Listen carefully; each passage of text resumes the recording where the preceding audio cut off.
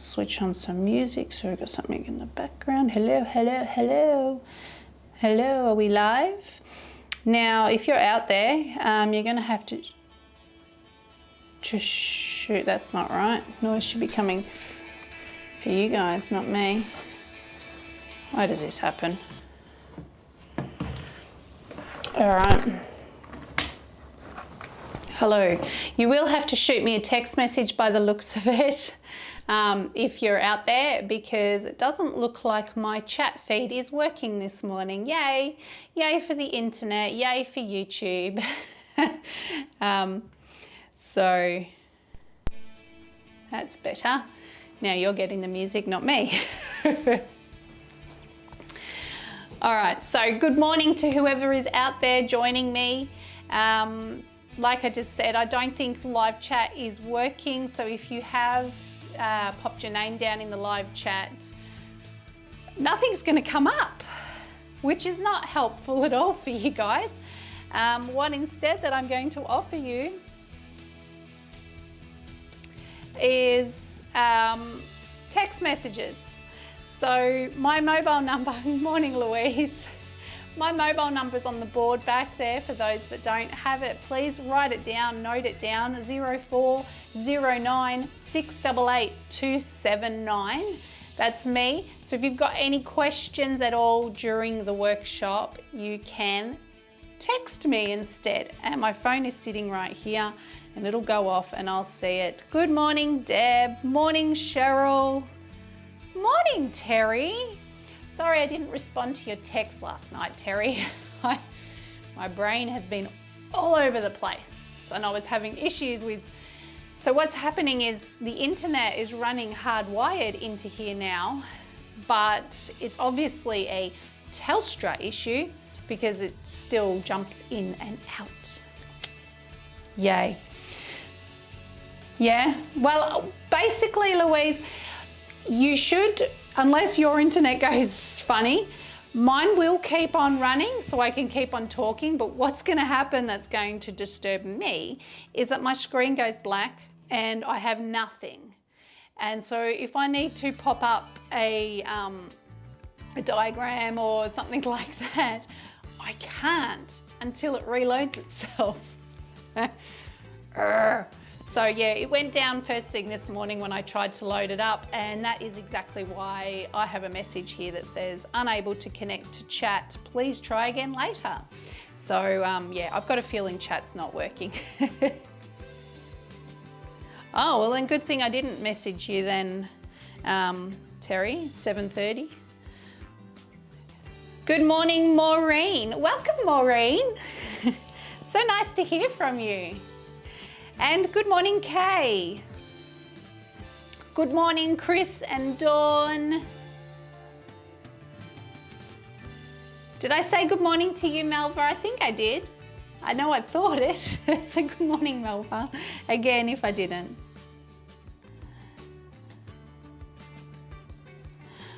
So you might be able to text to me, but like I said, if live chat, I'm not getting any of the messages that may have been texted. So I've just been told that it is possible to text to me via the live chat, but like I said, I'm not getting the messages. Nothing is coming up on my screen at all. Okay, so don't use it. Don't use it. Grab my phone number, it's down the back, and text me. Hi, Sharon, how are you today? So I assume you're out there too, Mum. Hi, Mum.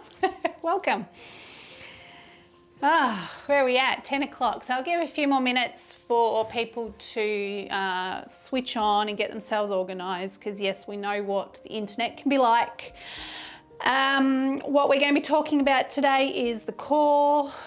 So a few things that you might want to have with you if you didn't get the message was some weights, okay?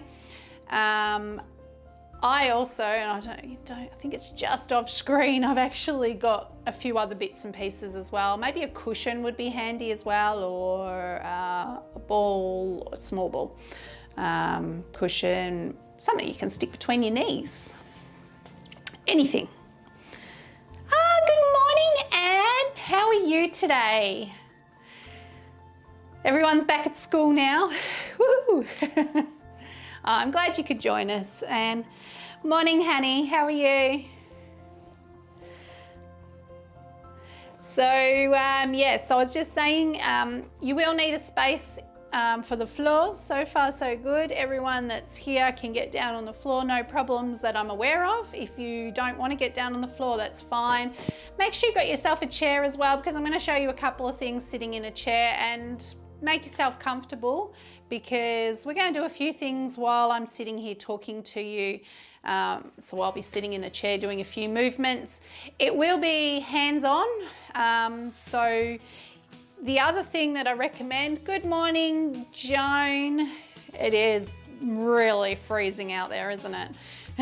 I was mentally willing my children to put the heater on this morning. I could hear them in the kitchen getting ready for school, and I was just like, I don't want to get out of bed. Turn the heater on, turn the heater on. I was even going to text one of them and say, turn the heater on. Anyway, we got there. One of them came in to say goodbye because she was leaving for school, and turn the heater on before you leave. Yeah, it's pretty cold. Where was I? I'm going to get sidetracked easily at the beginning of this, and probably at the end too. So make sure, if anyone has popped on, because I don't even know how many people are out there, to be honest. If you have popped on, don't use live chat. It's not working at my end. Please shoot me a text message. If you have any questions during this whole hour, hour and a half, really depends on how many questions you ask me, then please shoot them to me in a text message. My phone number, if you don't have it, is on the board at the back there, 0409 688 279. Good morning, Kerry. You sure can, Terry. You can sit on a Fitball if you'd prefer. Kay, if you want to grab your Fitball, or anyone else out there that has one, if you want to sit on a Fitball. I debated it, and then I thought, nah. So it's still sitting over there in the corner. But yes, you're welcome to sit on a Fitball as well if you like, okay? My house is so big. Well, I don't understand. Okay, so we will be doing some stuff on the floor. If you wanted to come down on the floor, you will need some weights. I'm going to go through the core. We're going to do some exercises. Like I was saying, it's going to be a little bit hands-on. I want you to actually feel around on your body and find those muscles. If you have a mirror or something that reflects, so whether it's the TV or a window, so you can see your reflection, that's going to be really super handy as well. But if you don't, you've got your hands anyway. And the other thing is, if you want a piece of paper and a pen, grab something like that if you want to take some notes. Now, when we get to the movements and stuff, I will, hopefully, I will put up on the bottom of the screen like little exercises that you can do every day. So you can write them down. You're going to do them along with me, yes you are, because that way, 18 watching, thank you, Terry. Morning, Jill. I keep getting sidetracked. That happens. So yeah, you can write down things that I'm going to give you, some movements that I'm going to give you and stuff. So you'll end up with a workout at the end, which we will do together. And it's not going to be a huge workout. It's just a few little bits and pieces that you can do every morning, probably take you about 10 minutes to do it. Or every afternoon, whenever you're feeling like you need to get those muscles moving and you're not connecting properly. Oh, you're saying I should have called out to the kids, sorry. Okay, so again, you can use a Fitball. If you have one, you're welcome to sit on your Fitball. Anyone else that's out there, if you have any questions, my chat feed is not working at this end. So please, if you have any questions at any stage, use that text, that phone number on the board back there and text me. If you're someone that isn't in my contact list here, you can put your name on it if you like. You don't have to. I will delete any messages afterwards, so I won't hang on to phone numbers if you're concerned about me hanging on to phone numbers. Okay, unless you ask me to. If you want more information about stuff, then yeah, go for it. But there's my phone number. Use it if you've got any questions at any stage. My phone is sitting right here in front of me, so I can see it. I reckon now that it is 5 past, we should get a wiggle on and let's just get started. So for those that don't know me, I'm Simone. This is my business, Core Strength Fitness Victoria. It's been running now for about 12 years, just over 12 years actually. I've been doing classes in community centres because I find that's the best way for me to get around to as many people as possible, as opposed to having a studio in one spot. Limits who you can help.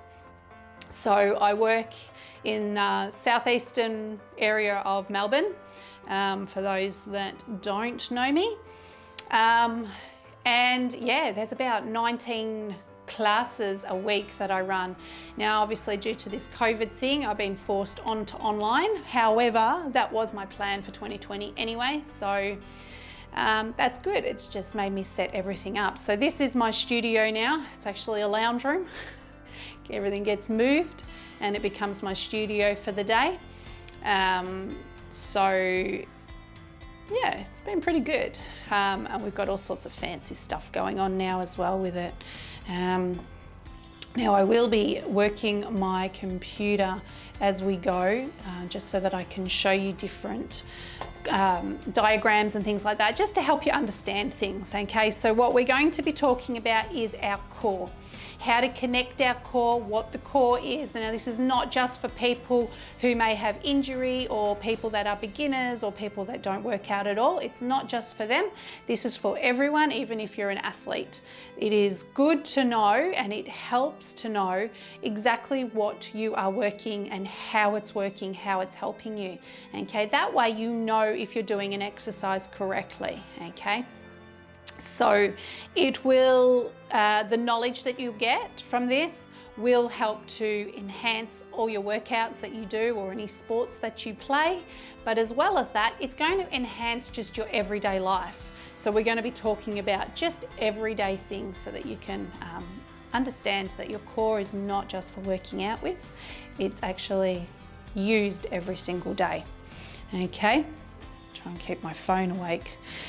Okay, so let's start with the first question, the big question: what is your core? Okay, so as I was saying just before, it's actually a really important part of your stability and your control of everyday movements. So whatever that might be, walking, stepping, twisting, all of those sorts of things.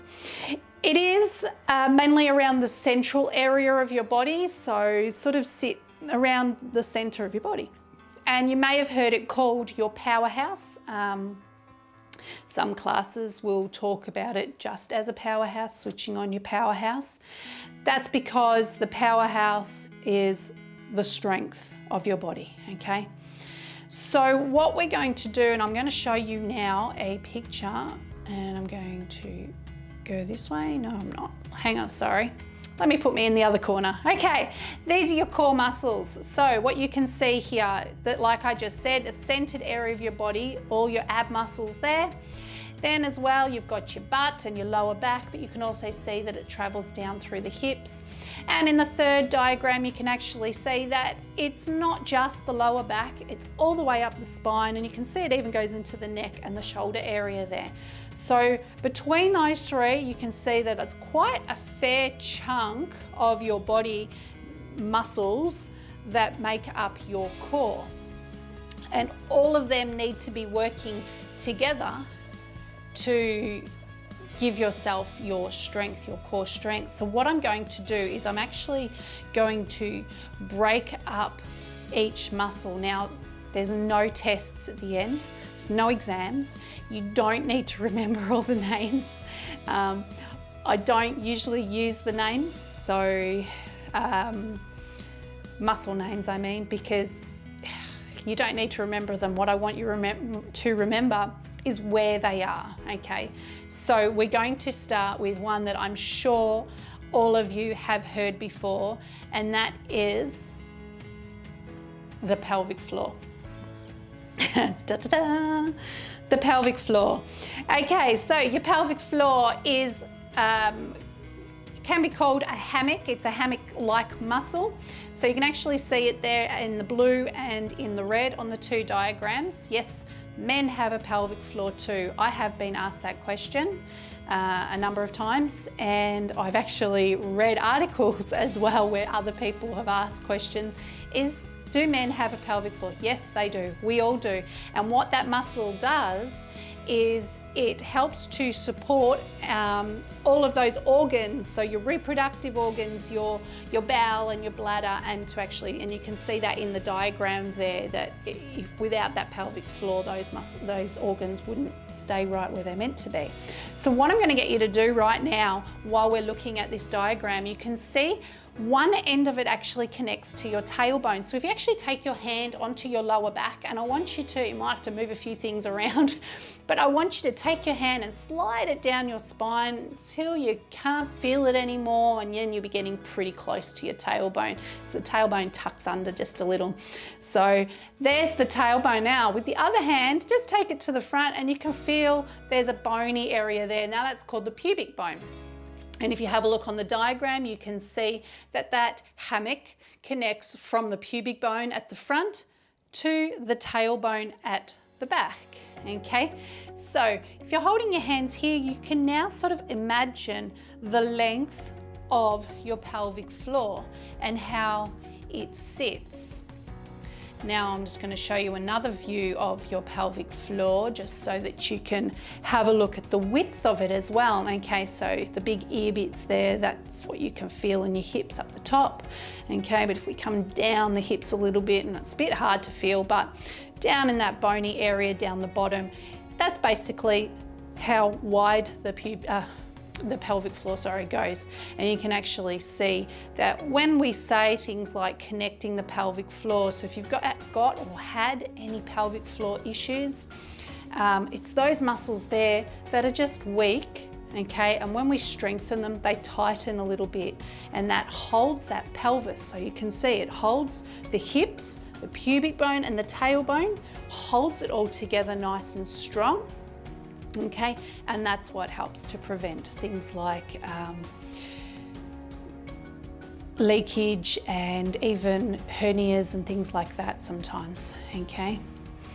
And of course my computer's just gone and shut itself down, which is not helpful because I need to change the picture to the next one. All right, so where was I? Sorry about that. So I told you this is going to be one thing that may end up happening a few times, is it just switches itself off, and I don't believe it affected you guys. Please let me know if it does. But yeah, I don't think it does. Try to keep my phone open as well. Okay, so that's the pelvic floor. Okay, no one's got any questions about the pelvic floor. We understand where it is, okay, basic working of it. It needs to contract, which means it shrinks in, it gets tighter, and that's what we need to do to work them to support and keep everything in the correct position. Okay, so the next part of your core was, let's go up on the other side, was your butt. Your glutes, okay? So you might have heard them called glutes, you might have heard them called your butt, your bum, your bottom, whatever. There's a lot of names for it. You can see it's made up of a few areas, and you can actually take your hands, no one can see you, you can only see me. But they've got the meaty area at the back there, you can see it also comes up onto the hips. Have a feel around, feel where those muscles are, okay? Understand it. It also sort of runs into the top of the hips there. Remember from that first diagram I showed you, it comes down the legs. It's hidden in amongst your leg muscles. And then if I scoot myself over to the other side of the screen, you can actually see where it connects into the hips as well. Okay, so you can see that it's actually connected to the hip there and comes over from the top of the hip down to the side of the hip.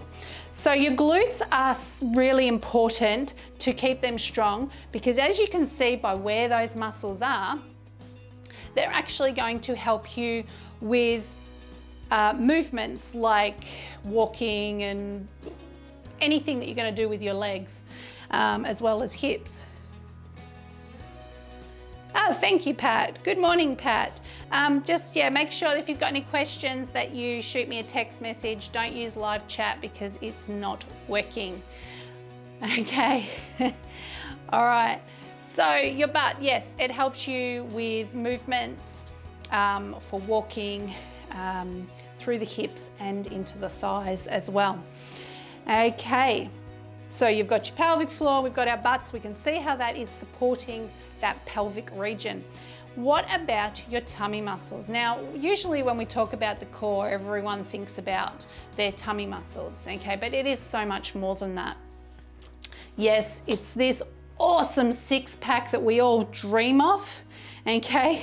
Your six-pack is called your rectus abdominis. Again, you don't need to remember that. You can remember it as your six-pack, that's fine. But again, I want you to try and do your best to sort of move around and see if you can feel it. You might have to, if you sit forward on your chair, you might even want to lean back a little bit till those muscles tighten, and then you go, oh, there they are. I can start to feel them now under there. All right, that six-pack at the front there, they are a part of your core as well. And what those muscles are actually going to do is they're going to help you when you bend forward, okay? So you do need to have those muscles working. They don't need to look as awesome as that diagram, but they do need to be working. All right, let's have a look at another part of your abs, and that's your transverse abdominis. So anyone that's done Pilates or yoga or anything for a while may have heard about your transverse abdominals. Your transverse abdominals, their other name is your corset muscles.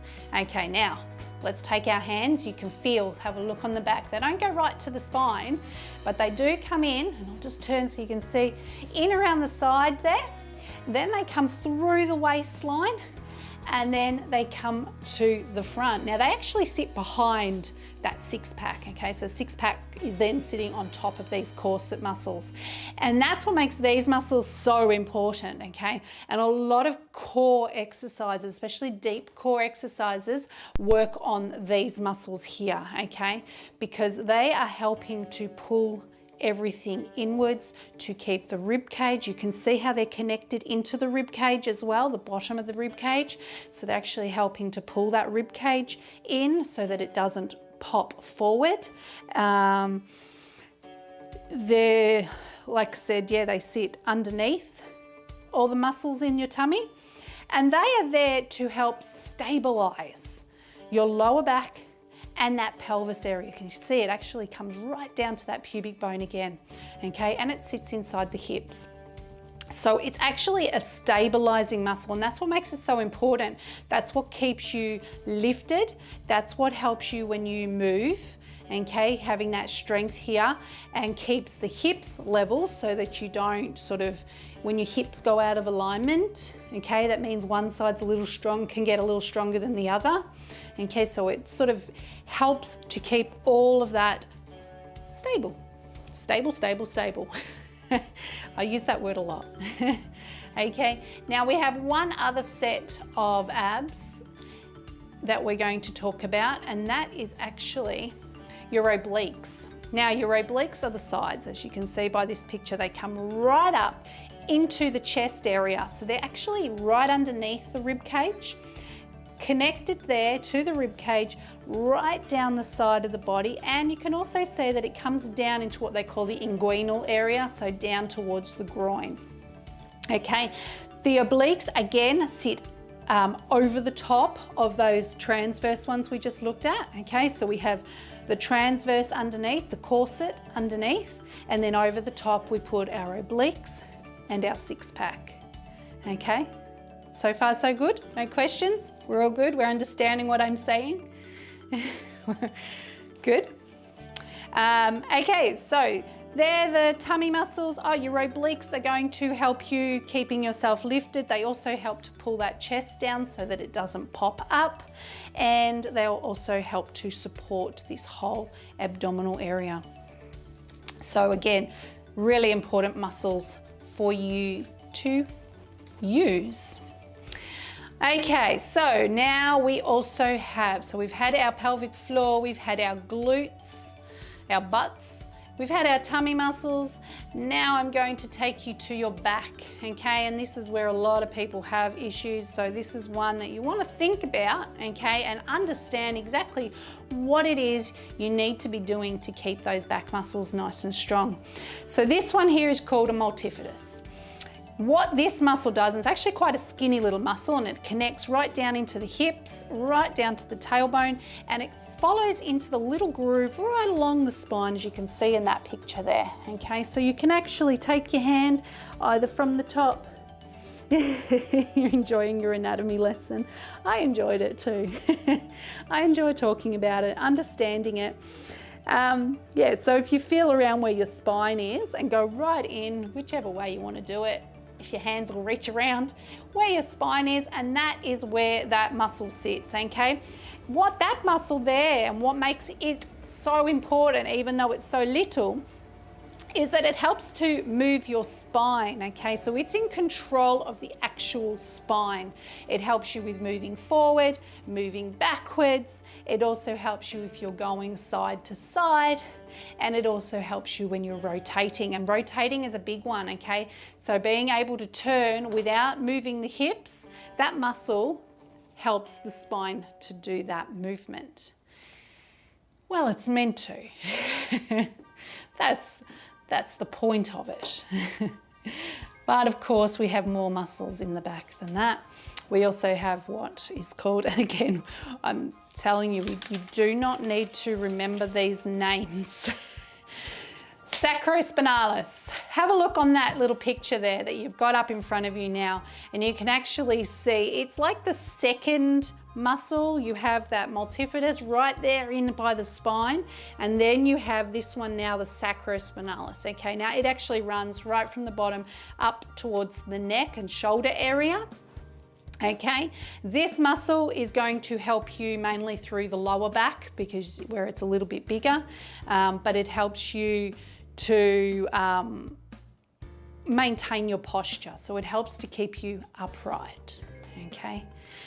The other one that's there is called a longissimus. Now that is actually the largest muscle that you have that runs along your spine. So again, have a feel around. So we're not in right at the spine, we're coming out a little bit. And now this one, this longissimus, is usually the one that gets super tight through the back, okay? So that one there is right, you can feel it in the lower back more. Okay, so have a feel around, feel where you can feel that you can't sort of just separate those muscle groups as you feel, but we're going from the center, then we have the next group, and then we have the next group coming out a little bit, okay?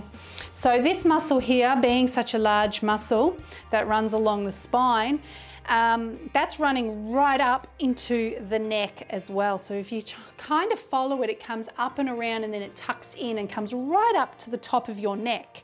So that muscle there is going to help you move your neck as well as your back, okay? So these sorts of movements, that muscle there is helping with that, okay?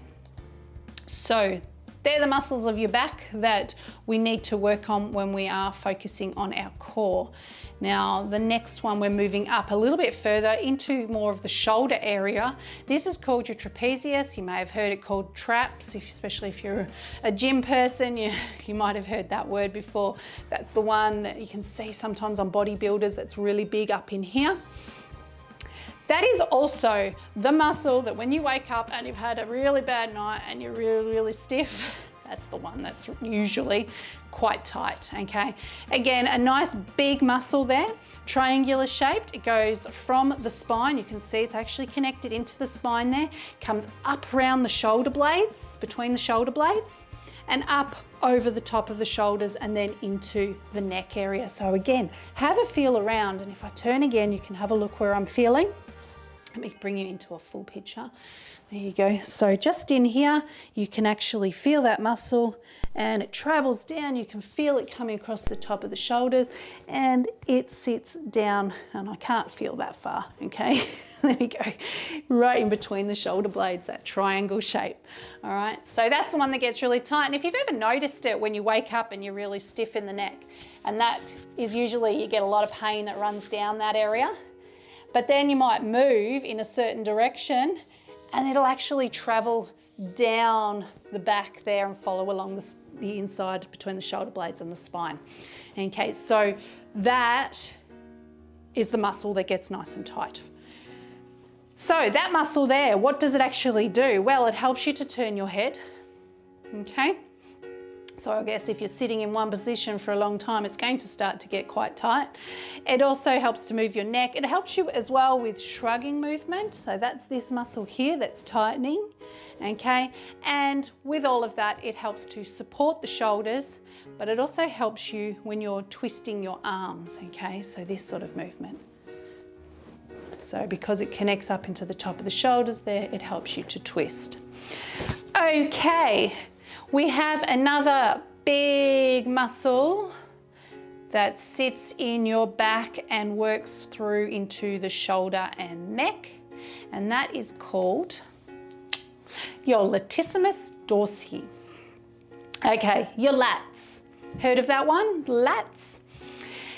This one you can see runs right down from almost the base of your spine, almost.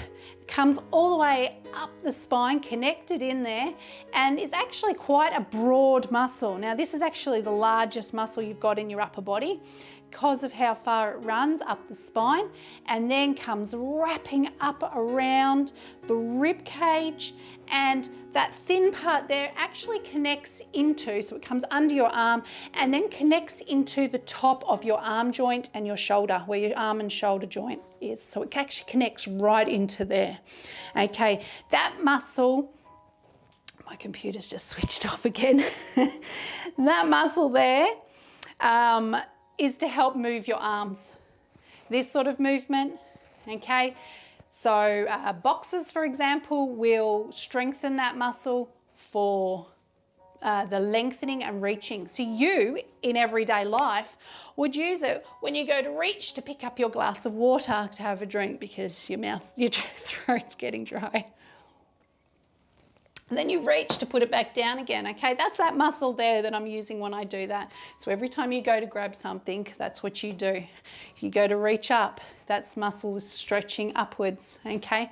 So again, super important muscle. You can see how it also controls into the shoulder as well because of your movements. Now, I hope I don't press a wrong button here because it keeps on moving, resetting itself. Stupid computers, stupid internet. Ta-da, the last muscle of your core, and this one gets forgotten about. And it's so important, and I'm sure that there's numerous people out there today that are going, yep, that's the one I always forget about, your diaphragm. Because you've got to breathe. It is important. There are different types of breathing. One is long, deep breaths. Breathing in, breathing out, right? There are also short breaths, okay?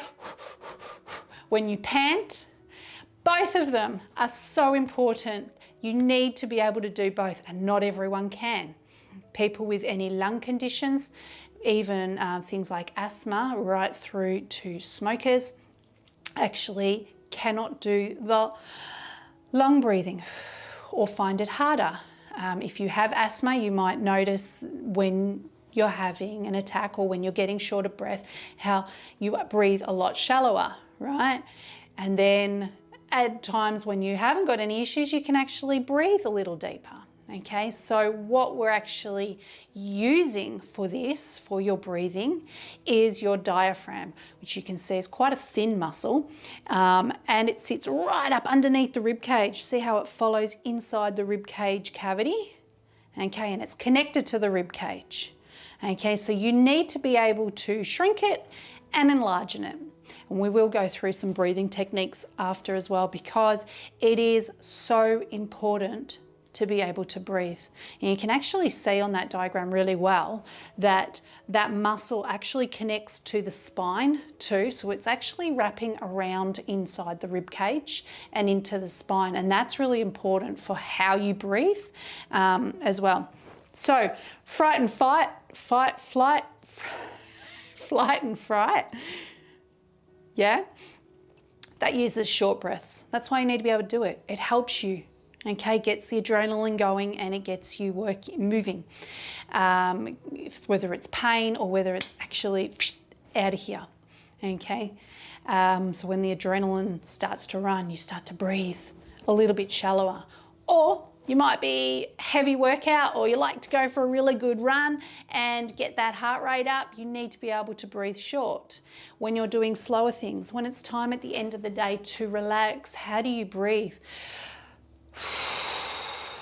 Long, deep breaths. It relaxes the muscles. Okay, so again, you've got to have the, it's moved again. You've got to be able to breathe both ways, and that is the muscle that you use for that. That is all the muscles of the core. Okay, does anyone have any questions about any of those muscles at all? I know that you're 30 seconds behind me, so I asked this question. It's going to take 30 seconds plus typing time to send the message to me, and then I can read it and answer you. Yes, 31 seconds I believe it is that you're behind me. So I will just say while I wait and see if anyone has any questions, but that just explains to you all of those muscles need to be working together, and that's for your stability, that's for your control, for when you're moving, for you to balance. So if they're not working together, then one thing is going, so you might lose your balance because your hips aren't being supported properly, or you may get backaches because your stability, those corset muscles are not working properly. Okay, you might get tight in the shoulders because you find that this is what you're doing when you should be breathing and relaxing, but you're not, so you start to get tight. Okay, so that's why we need to know where these muscles are. That's why we need to have a feel around and notice them, because how do you connect them? Well, the first thing that you have to be able to do to connect them is to be aware of them. So that is why I wanted to show you all of that, to make you aware of exactly what parts of your body are doing what. Here we have a question. When you pull a muscle in your back just below the shoulder blade, which one would it be? Well, it would depend on where you're feeling the pain, the consequence of that. So if you pulled it in around the shoulder blade area, it could be that trapezius, that big triangle. If you start to get sore through the shoulders and the neck area, then you know that that's the muscle that you've pulled, because the rest of it will start to get tight as well. If you find it hard to move your arm and that's hurting when you've pulled it, so this sort of movement hurts the arm, then you probably find that it was the lats, that one that wraps around here, that you've hurt. So it really depends on where you're feeling it. If you're finding that certain movements hurt, so bending this way sometimes can hurt more than bending this way, or side to side as well can play. So depending on which side you've pulled, then it comes down to whether it's one of those longer back muscles that we talked about. So really depends on what sort of movements hurt onto which muscle it'll be, and that's where physios and the doctors will look at it and they'll know which muscles you've hurt. So that's one thing. Think about what I've said those muscles are used for. A multifidus was for standing up straight, that's for bending forward, it's for twisting, all of those, but that's quite a deep muscle. So pulling one of those muscles, it would generally be one of the bigger ones. So that was your sacrospinalis, which was that next one in. Then you have your longissimus on the outside, but the longissimus actually extends right into the neck and shoulder area as well. So if it's extending from your lower back right up into the neck, when you do certain movements, you might find that that's that one, not the sacro, it's the longissimus. So that would be a case of, you know, I'm not a doctor, okay? So you're always best to go off and have a scan and double check what it all is. But if you feel like it's just getting tight and you've pulled something, it could be a case of just gentle massaging, okay? If you're getting nerve pain though, that's when you definitely have to have it all checked out first. But it could be just a case of, yeah, massaging around that lower back area. And you can feel when a muscle is tight as well. So usually a muscle will get a little bit tight or feel a little bit weaker than the other side. Okay, so you should be able to feel your muscles, but when they suddenly feel a lot bigger, you know that they're tighter, and vice versa. You can actually feel them. They almost feel like there's a hole there when they're really underdeveloped, and that can cause to strains, being underdeveloped and then moving incorrectly. Okay, does that make sense? Do your lats, so it's when you move your arm. Okay. Yeah. I wasn't born when you were doing your nursing, Mum. So if you have restriction turning your head either way, more than likely it'll be that trapezius muscle, that big triangle. And you'll notice as well, like you might, even if you tilt your head that way, or if you turn, turning's a big one. You turn and it travels down the spine between the shoulder blades. So whichever side is the tight side will be the side that you feel the pain. So if I turn my head to the right now and I feel it run down this side, I know that it's this side that's tight. And little massage balls. Have you seen the balls with the little bumps on them? They are so brilliant. The biggest thing though, and this is for you as well, Louise, in the question you just asked before about your back, if you are going to do some massaging, make sure those muscles are warm, okay? Because if they're rock hard and you've just got out of bed and it's freezing bloody cold, then massaging your back at that point is not going to help. One of the best ways to loosen up the muscle so that you can release it from that tightness is to use a heat pack, 10 minutes on your back, and then massage it out. You can even massage it out if you've got someone there using their hand while it's got a heat pack on it. The other option, if you don't have a heat pack, would be to have a nice warm shower, not too hot, but have a nice warm shower, but then you have to immediately massage it, or even massage it in the shower if it's possible, depending obviously where it is. I mean, you could be massaging like this, and if I turn so you can actually see what I'm doing, that's getting right into that trap. That's getting into that big triangle muscle there. That one we're saying might hurt if you turn your head, and you're gonna try and do it, that massage, not just with your head straight, but you're gonna try it in different positions, turning the head, but don't just focus on that part that's super tight, because sometimes releasing it in other areas will actually help as well, especially if it's too tight. Okay, then your fingers get sore from massaging. So you move up into other areas, okay? So making sense? I'm answering the questions that you're asking. If I'm not answering it exactly how you wanted, exactly what you need to know, because we're not face to face as well. Remember, tone and everything is lost in a text message, so sometimes I might read it incorrectly. So just if I didn't get it right, make sure that you let me know. Okay, so you've got your awareness of all of those body muscles. Okay, your awareness of what is hurting and what isn't hurting. That's the start. Now we're actually going to go back to the pelvic floor where we started before, and I'm going to make you aware of your pelvic floor engaging. Now you know where it is now, okay? You know how it connects and roughly what it looks like, okay? You can stay sitting where you are, or you can stand. I think sitting, you're going to feel it a lot easier. What I'm going to get you to do is just come towards the front of your chair. If you're on the fit ball, then just sit with your feet flat on the floor. So I've actually got my feet flat on the floor and I'm just sitting up nice and tall. Okay, so pelvic floor muscles. To engage your pelvic floor, there are a number of ways to explain it, and you may have heard some of these before, but what you're trying to do is your bum bones, so feel around because there's bum bones right in under there, somewhere underneath that chunky bit of glute muscle. There's some sit bones, okay, your bum bones. Okay, they were the ones that were bony when you were like 10 years old. All right, what I want you to do is imagine those bum bones pulling in towards each other. Remember the picture of the pelvic floor? We're now trying to pull everything in together.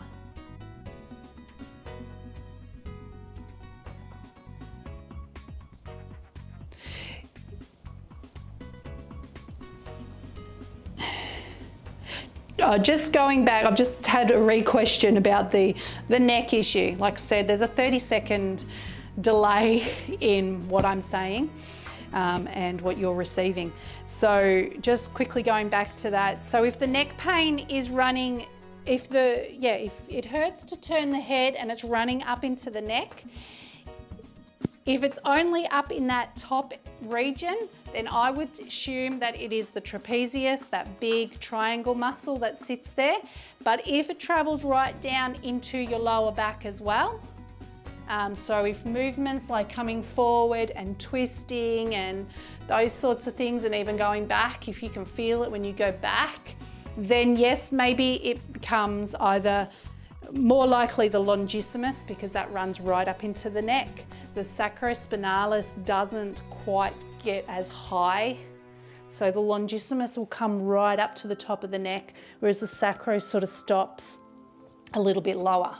So more chance of, if it's not that trapezius muscle that's causing the pain in your neck when you turn, if it affects bending as well, then I would assume the longissimus, which is the one out here, okay? And it runs up either side of the spine and on the wider one, okay? All right, back to the pelvic floor. Okay, so we're sitting with our feet flat on the floor, we're sitting up nice and tall, and our bum bones are trying to pull towards each other. So when you do that, oh, you get taller. But that's not an easy position to hold. You can start to feel your legs, your calf muscles, everything down here starting to tighten up as it tries to hold it. Are you still holding it, or have you collapsed already without even realizing? Okay, so let me go to my little media file, because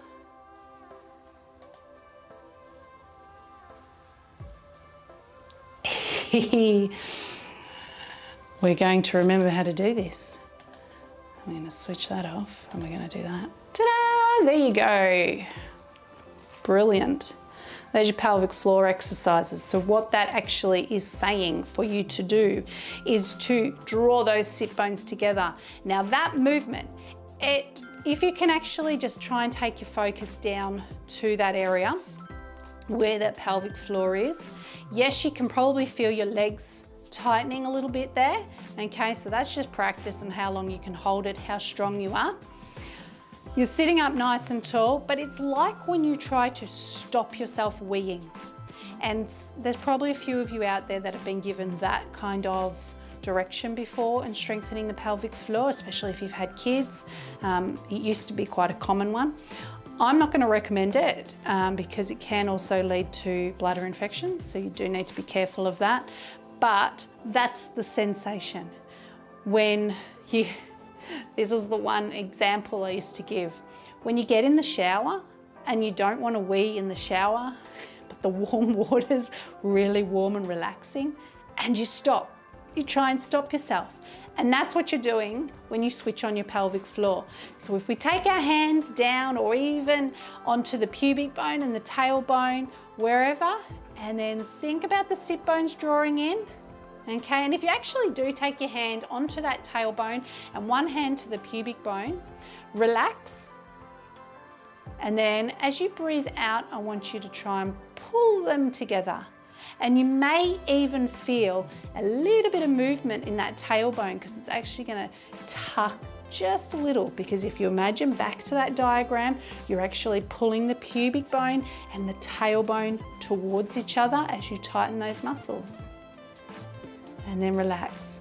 So the pelvic floor exercise that is really good to do every day, especially if you have a lot of issues in this area, and you can do them when no one even notices. You can be sitting at the dinner table doing it. Who's gonna see that? No one, but you know, okay? One question I've had before is, can you do it in a car? You can do it in the car, okay? This exercise isn't too hard to do in the car. So you can be sitting at the traffic lights, doing your pelvic floor exercises. So you're going to lift and hold for about 5 seconds. 1, 2, 3, 4, do it with me, and relax. Now we're going to hold it for 6 seconds and pull in. 1, 2, 3, 4, 5, 6. And it's going to get harder. Let's take our hands there and feel it. Close your eyes, focus, and lift. Hold for 7, 6, 5, 4, 3, 2, 1. And again, 8, 7, 6, 5, 4, 3, 2, 1. It might be starting to feel a little different. Might not feel a strong sensation up through the center of the body anymore. It might still be down in the legs though, okay? So you can give them a shake if you need to. Let's try and hold it for 9 seconds. And it is hard, it doesn't sound like a long time, but draw it in, hold it, feel the squeeze. It's all through the center of the body. Imagine what is happening. All of those muscles pulling towards each other. And now we're going to go for 10 seconds and pull up. 3, 4, 5, 6, 7, 8, 9, 10, and relax. Good. So try and do that every day. Holding it, so 6 holds, 5, 6, 7, 8, 9, 10 seconds. So you're getting bigger and bigger, holding it longer and longer. As those muscles get stronger, you'll be able to hold it for 10 seconds and it won't hurt the legs as much. You won't feel it down there. So if you're already quite strong in that area, you may not have even noticed the legs at all, okay? And that's because you're using the muscles correctly. Okay. Let's have a look now at how to actually connect. So you know what your pelvic floor is, okay? Did that wrong, didn't I? Now connecting. So we're going to use that pelvis still to help us connect. Now, there's a few different things that you can do here. I'm just going to open up my hips a little bit so you can see clearly. What I'm going to get you to do to start with is actually take the ball of your hands here and rest them on the front of those hips. So find those hip bones at the front and rest your hands on them. Then from there, I want you to take your fingertips together and they should reach around about the top of the pubic bone. The thumbs, when they come together, we just bun underneath the belly button. Now you can see what shape I've made. I've made a triangle shape here, okay, with the pelvis. Now, sitting in the chair or on your ball, you're going to gently draw your belly button back. Now, just gently. Now, I can imagine that a few of you out there have gone and sucked it in and holding it, and then you can't breathe and talk properly. So that's too much. What I'm going to get you to do now is I'm going to get you to breathe in and draw the belly button back. So let's do that together. And now relax. Okay, so you feel what happens down here through the tummy behind the hands. Now I want you to breathe out and do it. How much easier was that? And I can still talk. And I could laugh if I wanted to. Okay, so to connect, the easiest thing to do is to breathe out. Naturally, the belly button will want to draw back when you do that. So let's look at pelvic direction. Okay, now I'm going to stand up. So let me just flick it over to this camera so you can see. All right, I've still lost my head. Okay, now, if you can see here, I have what's called neutral pelvis. Okay, my fingers are pointed straight down. If I relax, and a lot of people have this lordosis through their lower back, this deep arch there, okay, and the fingers are now pointed backwards. Some people stand like this, sink right back into your hips, and now the fingertips are pointed forward. So I want you to actually stand up, balls of the hands on the front of the hips, fingertips on the pubic bone, thumbs together just under the belly button. And I want you to go right back and right forward. And I want you to do this rock. So bend your knees if you need to. It's hard to pull forward without bending your knees. Okay. Then we're gonna make it a little smaller till we can find the center. Now, if you've got a mirror or a reflection, use it. I've got the camera, I can see what I'm doing. It's right there in the center. My butt's still out, okay? That's because I've got a butt. So it's there, but my back is not in this position. My pelvis is not tilted, all right? So we want neutral. Now, we're going to breathe in through the nose, and when we breathe out, feel that belly button draw back. Now let's do that again. Breathe out, the belly button draws back. Now when you breathe out, your belly button can't suck all the way back to your spine, okay? And let me just come back. Because it can't suck all the way back to the spine, your muscle, your rest of your body is still relaxed, okay? So it's only these muscles that have engaged.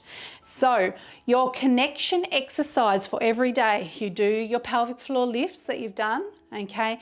Then we take our hands and we're going to do pelvic tilts. We're going to tuck and we're going to sit up. And we're going to tuck and we're going to sit up. Now what I'm going to get you to do is I'm going to actually get you to breathe out as you come up, because I do not want you to come up and do that overextension where the pubic bone pushes backwards, okay? So hands on the hip, hands on the triangle, the pelvic triangle. Lift the sit bones towards each other. Lift like you're trying not to wee. Belly button is going to draw back gently, but we're not going to focus on that. We're just going to think about pushing that pelvis forward. Right, now as you breathe out, you're going to lift. And because you're breathing out, there's less chance you're doing that, okay? You're going to tuck under and breathe out. And tuck under and breathe out. So we're actually going to do 10 of these. So I'm going to call that 3. Tuck and 4. You may, if your mind starts to wander, oh, you see someone walk past your house, going for a walk with their dog, oh, hang on, did I get anything out for dinner last night? Now you've forgotten all about your pelvic region and what you're actually doing. So the best thing for this session would be to close your eyes and really just blank everything out and actually feel what is happening here.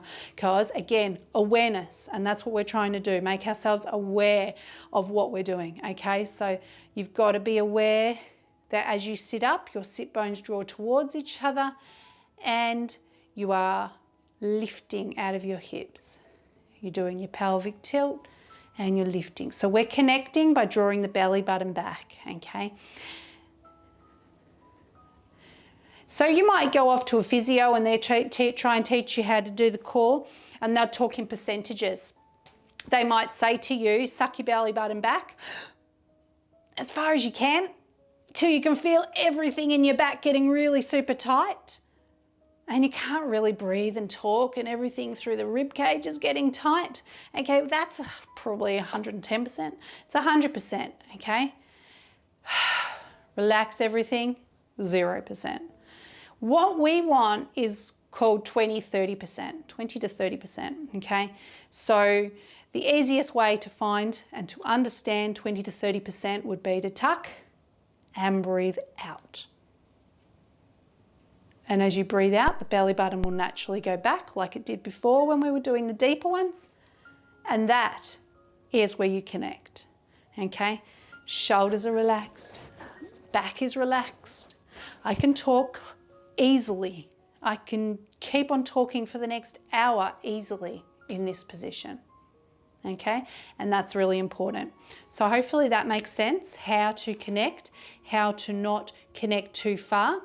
When you lie down on the floor and try it, you will notice it feels a little bit different, okay? So when we get to our workout afterwards, when we get down to the floor, we'll connect, we'll reconnect, and make sure that you're connecting properly down on the floor.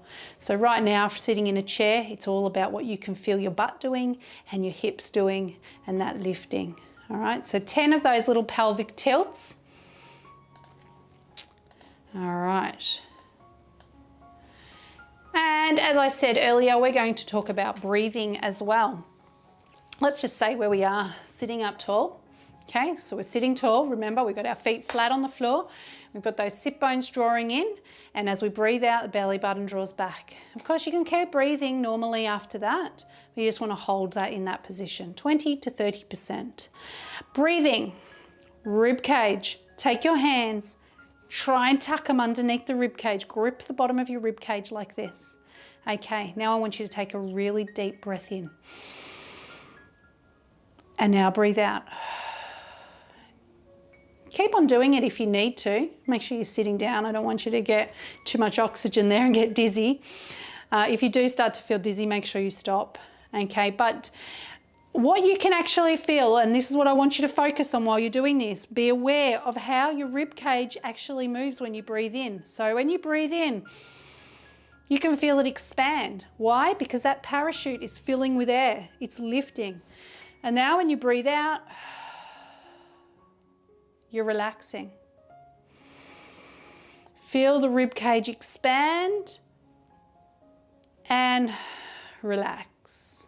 So the diaphragm sits inside the rib cage. It starts to flatten out as you feel, not your diaphragm fill with air, your lungs fill with air.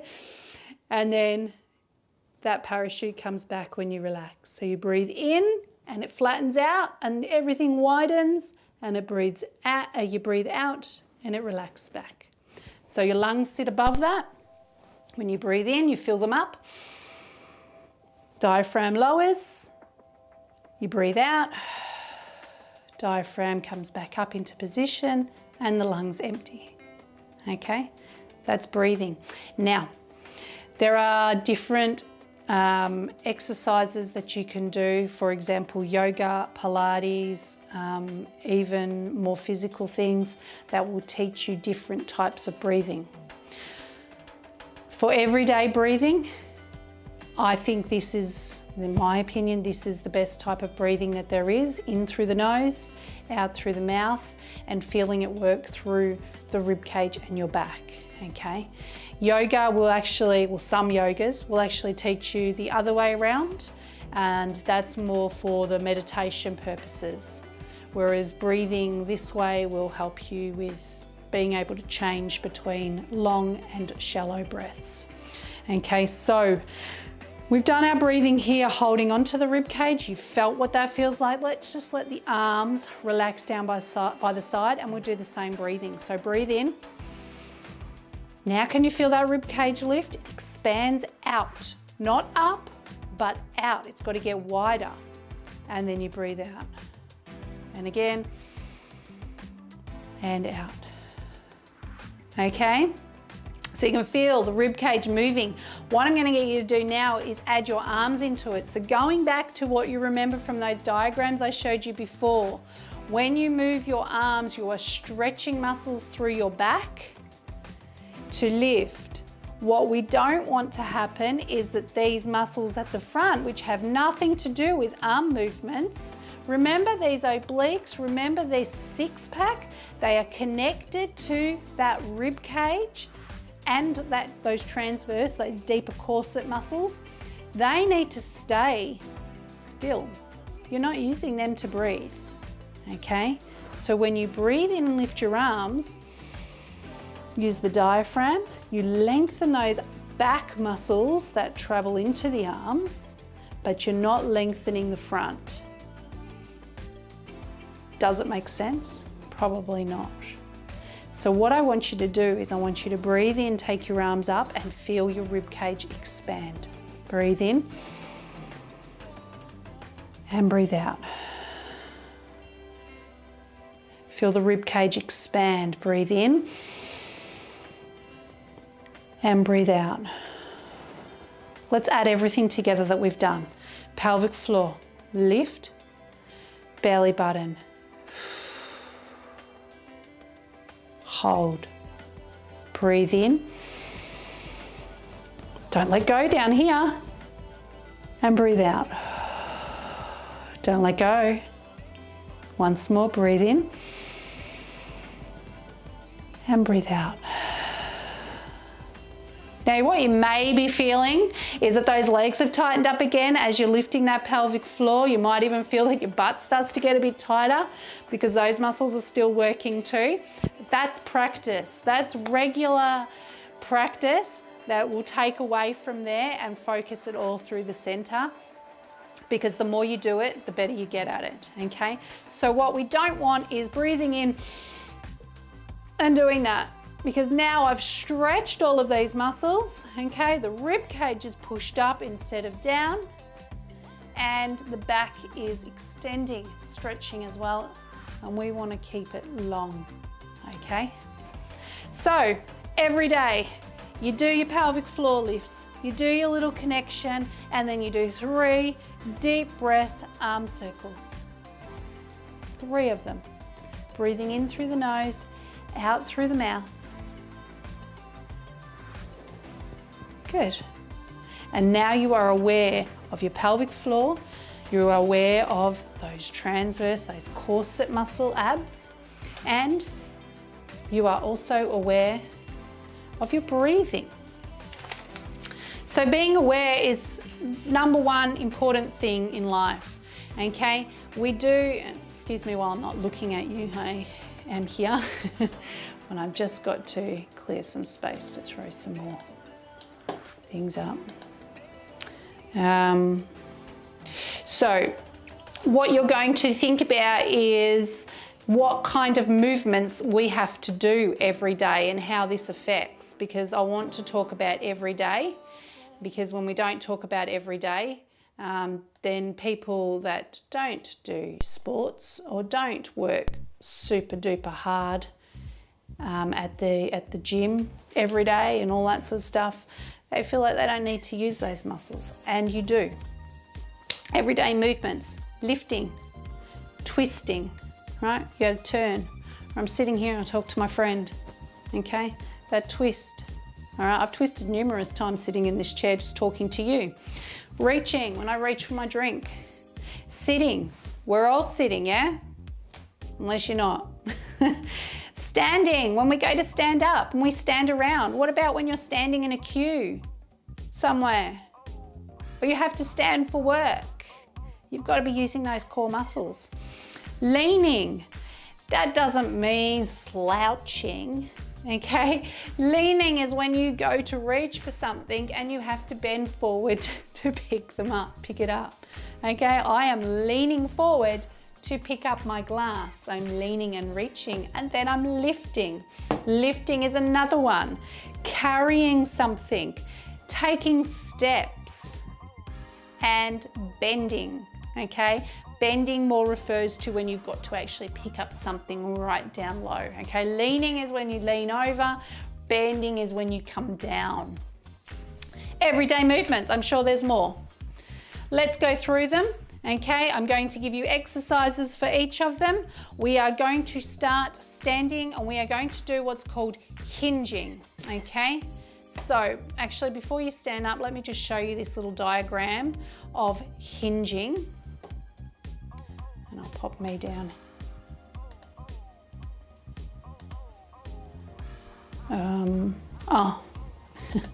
There you go, you can lose me. I'll just talk from here. Yeah. Okay, hinging. So, lady number 1, standing up nice and straight. Number 2, she's doing what's called hinging. what you can see is that her neck, her ears are still in line with her shoulders, her back is still flat, and she's bent at the hips. Okay, you can also see that her knees are slightly bent. Number 3 is doing it all wrong, and that is how so many people do it.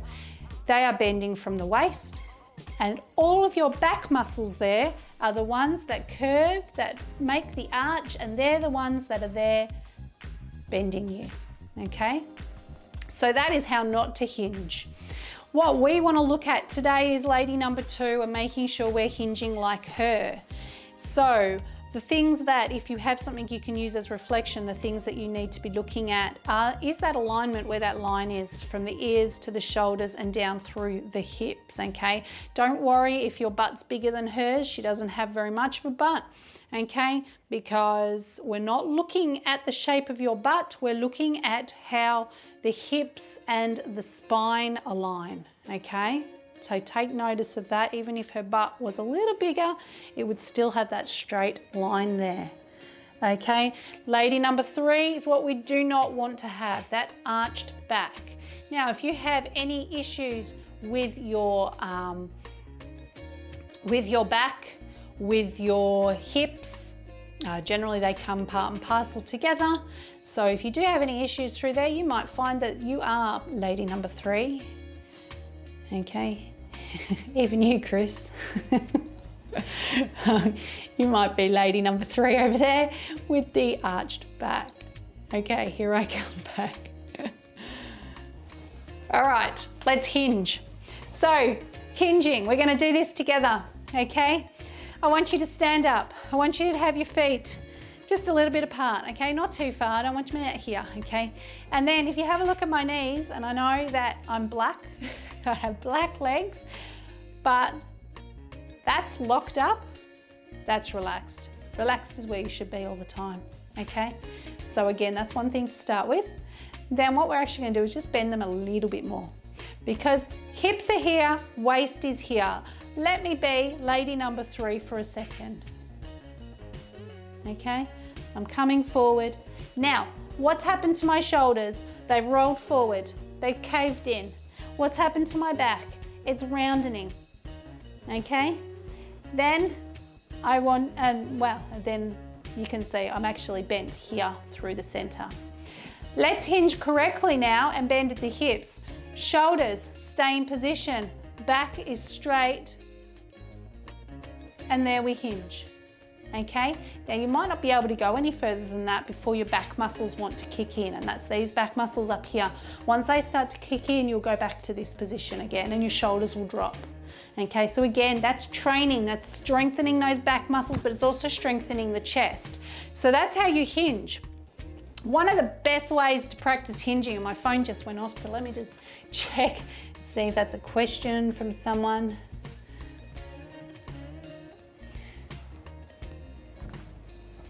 You're a bloke. It was Chris. He's bloke number 3. Okay, and you know what? A lot of people are, and it comes down to how you've done things in the past, okay? If you've never taken the time to think about how your core works and how you're actually doing things, you might be someone who works bent over. What about a car mechanic? And they spend a lot of time bent over a car, okay? Because they're picking things up, and so they're working and their arms are getting tired, and they have to keep on going, and then they've got to reach over there so the shoulder drops in, but it never goes back to where it's meant to be, and they're doing what they've got to do, and they get up. Oh my God, I'm so stiff. Why? Because those muscles have just sat in that position and they've locked up super tight, okay? And it happens. And you don't think about it because you're too busy thinking about what you've got to do next. Someone who sits at a computer desk all day. Okay, slowly the head starts to drop forward, they roll forward. What's happened to the shoulders again? They've rolled in and the back rolls, okay? Now my back muscles aren't big and tight enough for you to be able to see them sticking out here, but I've seen it before. Okay, we don't want to be doing this while we're typing away. We need to have posture and be sitting up typing. Otherwise, now it's also going to get into the neck as well. I did some work in a nursing home for a while, and we had to actually help little ladies that had been knitting. They would sit all the time in their chair knitting. And they couldn't get their head up. So we were giving exercises to stretch and strengthen their body back into this position because their backs and their hips were getting sore because they were always in this position. So hinging now, get it sorted now before, well, it's never too late to start working on it, but it gets harder the longer you leave it, okay? So let's get this sorted, let's understand it. We're aware of it, now let's understand how to fix it. Hinge from the hips, bend your knees. Easiest way to do it, because more often than not, if you can't hinge, it's because you've got a bad back or bad hips, which again, like I said before, are part and parcel together, which causes this muscle here, the hamstring muscle, to actually get really, really tight. And when that's tight, you can't bend forward, especially with straight legs. Am I right? So let's bend the knees, let's hinge at the hips. Now, if you have, and I don't have one here, but you may have a great way. Grab your broomstick, not now, but later. Grab your broomstick or a mop or a walking stick if you've got one. Okay, 3 points of contact: head, center of the body, and lower back. They're the 3 points of contact. So if I had a stick right now, I would hold the stick to the back of my head and to my lower back. Okay, so if I lift it up high enough to get past my butt, otherwise it's going to come away from my lower back, you hold it there and you should be able to feel it on the center of the back as well. Okay, and then when you hinge, those 3 points of contact should be still there. As soon as they're not, you might be pushing. As soon as your center of your back starts to lift, you're going to pull away here, or you'll pull away at the top. More than likely the bottom will come away from, and you'll lose that point of contact. Okay, so you now only have 2 points. We want to have 3, so we've got to keep it straight. So if you get a chance later on, grab a stick, 3 points of contact, back of the head, center of the back and lower back. Hold that stick there, bend the knees and hinge at the hips. See how far you can go keeping those 3 points of contact and then back up. That's called hinging. That's how you hinge. Remember that picture we saw before, lady number 2? Line down the center of the body. So if my arms are that line, okay, they're gonna go back that way, okay? Keeping it nice and flat. Remember, don't worry about the butt. Think about that line through the center. Follow the spine and the hips. I feel like I'm all backwards, okay? That's how it runs. Okay, so that's hinging. There is a hinging exercise. Excuse me while I bend over and put the hinging exercise up for you. There we go. We're back on track now. We're going to do 3 hinges with no squat. That means you're just going to be small bend in the knees. Use the stick if you've got one. Otherwise, we're just going to bend, okay? You're going to think about gently drawing that belly button back as you breathe out. So take a deep breath in. Feel it expand. Relax and the belly button draws back. Okay, we're going to hinge at the hips here. Come forward. Keep the chest open. As soon as that collapses, as soon as the shoulders roll forward, you've gone far enough. Just go to your limit. And then back up straight. Now as you straighten up, don't forget that belly button's pulling back, okay? So what we're doing now is we're stabilizing the center and the back so that they work together. If I roundin, my back is working more than my tummy, and we don't want that. Remember, everything has to work together as one. So we do 3 hinges like that. Now we're gonna try and hinge with a small squat, and only small. So we're gonna take the feet a little bit wider apart. And as you do your squat, you're going to hinge like you're going to sit down in a chair, and up and down and up and down and up. So you're going to do 3 of those as well. And this program, you're actually going to repeat those two things another 2 times. So you'll do 3 hinges with no squat, then 3 hinges with a squat, then you repeat that another 2 times, okay? So, like I was saying before, some of the issues that people have with being able to hinge is the fact that they're super tight through the hamstrings. Now, you've got to remember, everything is connected, all right? You've got lower back muscles, you've got butt muscles, and you've got leg muscles that are supporting the pelvis here. So when you bend, you've got to use them and come back up. That can be really, really hard when you've got really, really tight. So I'm going to show you a few little stretches that will help you loosen that up. And I'm going to bring them up on the screen so that you can see these movements. Really need to have someone here, don't I? All right, so we're going to start with some roll downs. So what that's going to do is it's going to stretch down the back of the legs and through your back as well. So that's where we're going to start before you want to do hinging. Rolling up and down. Now, yes, I am arching my back for this one because I'm actually trying to stretch those back muscles. So breathe in, expand. Now breathe out. Remember I said that's for relaxing. Breathing out is for relaxing. That allows those muscles when they relax to stretch more. Breathe in.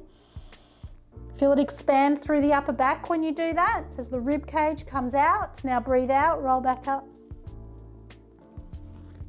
Let's go again, slowly down. Now you're actually going to do 3 of these. I think we've done 3 now. And you're going to come back up. So doing these roll downs is going to help to loosen up. Now the next one we're going to do is getting into the back of the legs a little bit more. I'm going to get you to take your right foot forward. Now it's a small step, okay? None of this, just a small step. Your feet are in line with your hips, so they're not crossing the body, okay? I don't want you to have one foot directly in front of the other. It's too hard to balance. So take a step forward, straight out from the hip. Now I'm going to keep both legs straight. You can see that. Use a chair or a wall if you need to, if you feel like you're going to lose your balance. Remember that hinge? Come forward. Now as you come forward, I'm just going to take my hands to my leg to support myself, or use the wall if you need to. As you come down, what you can actually feel is this front leg at the back there, it's starting to stretch. Okay, and obviously depending on how tight you are, you might only come to this point and already feel it tightening. Because your legs are straight, you're going to stretch that hamstring. So you go as far as you can. As soon as you feel that stretch, you're going to hold for about the count of 10, and then you can release out of it and change legs and do the other side. Okay, hold it for about the count of 10. You can now feel it on the other leg, and then come back up. So that's called a pyramid pose. So you get your legs into the shape of a pyramid, you keep them straight, and you hinge. Okay, you hinge as far as you can, because you'll actually find that when you get to that point of hinge as far as you can before everything wants to collapse, that leg will be stretching.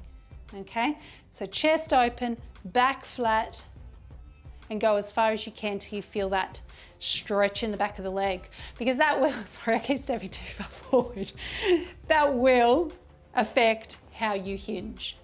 The other one that you can do is actually down on the floor, and that's called child's pose. And I'm actually going to do this one with my knees out nice and wide, it's about the width of the mat, and pushing down. So what I'm actually doing in this stretch is I'm releasing through the hips. Hips are tight, that's why we can't hinge, okay? And you'll also feel it through here and the inner thighs, okay? So why can't you hinge? Because you keep using your back muscles, because your back is tight, your hips are tight, your legs are tight. Okay, lady number 3. All the lady number 3s out there, have a look at yourself in a mirror next time you go to do something like that. Hinging. Okay. So those 3 stretches, the roll down, the pyramid pose, and the child's pose, written down on the screen, down there, okay? Write them down, do those stretches, and you will find over time, hinging, especially from a straight position, okay, with no squat, is going to get easier. Why do you need to hinge? Because you need to pick things up, okay? Let's talk about some different lifts. We all hinge, every day. That's in my notes. I need to be able to see them. Okay, I'm going to pick up a small, light item off the floor. To do this, I'm going to do what's called a diagonal lift, okay? So to lift that, take one foot beside it, the other foot's just behind it, not too far apart. I need to balance, okay?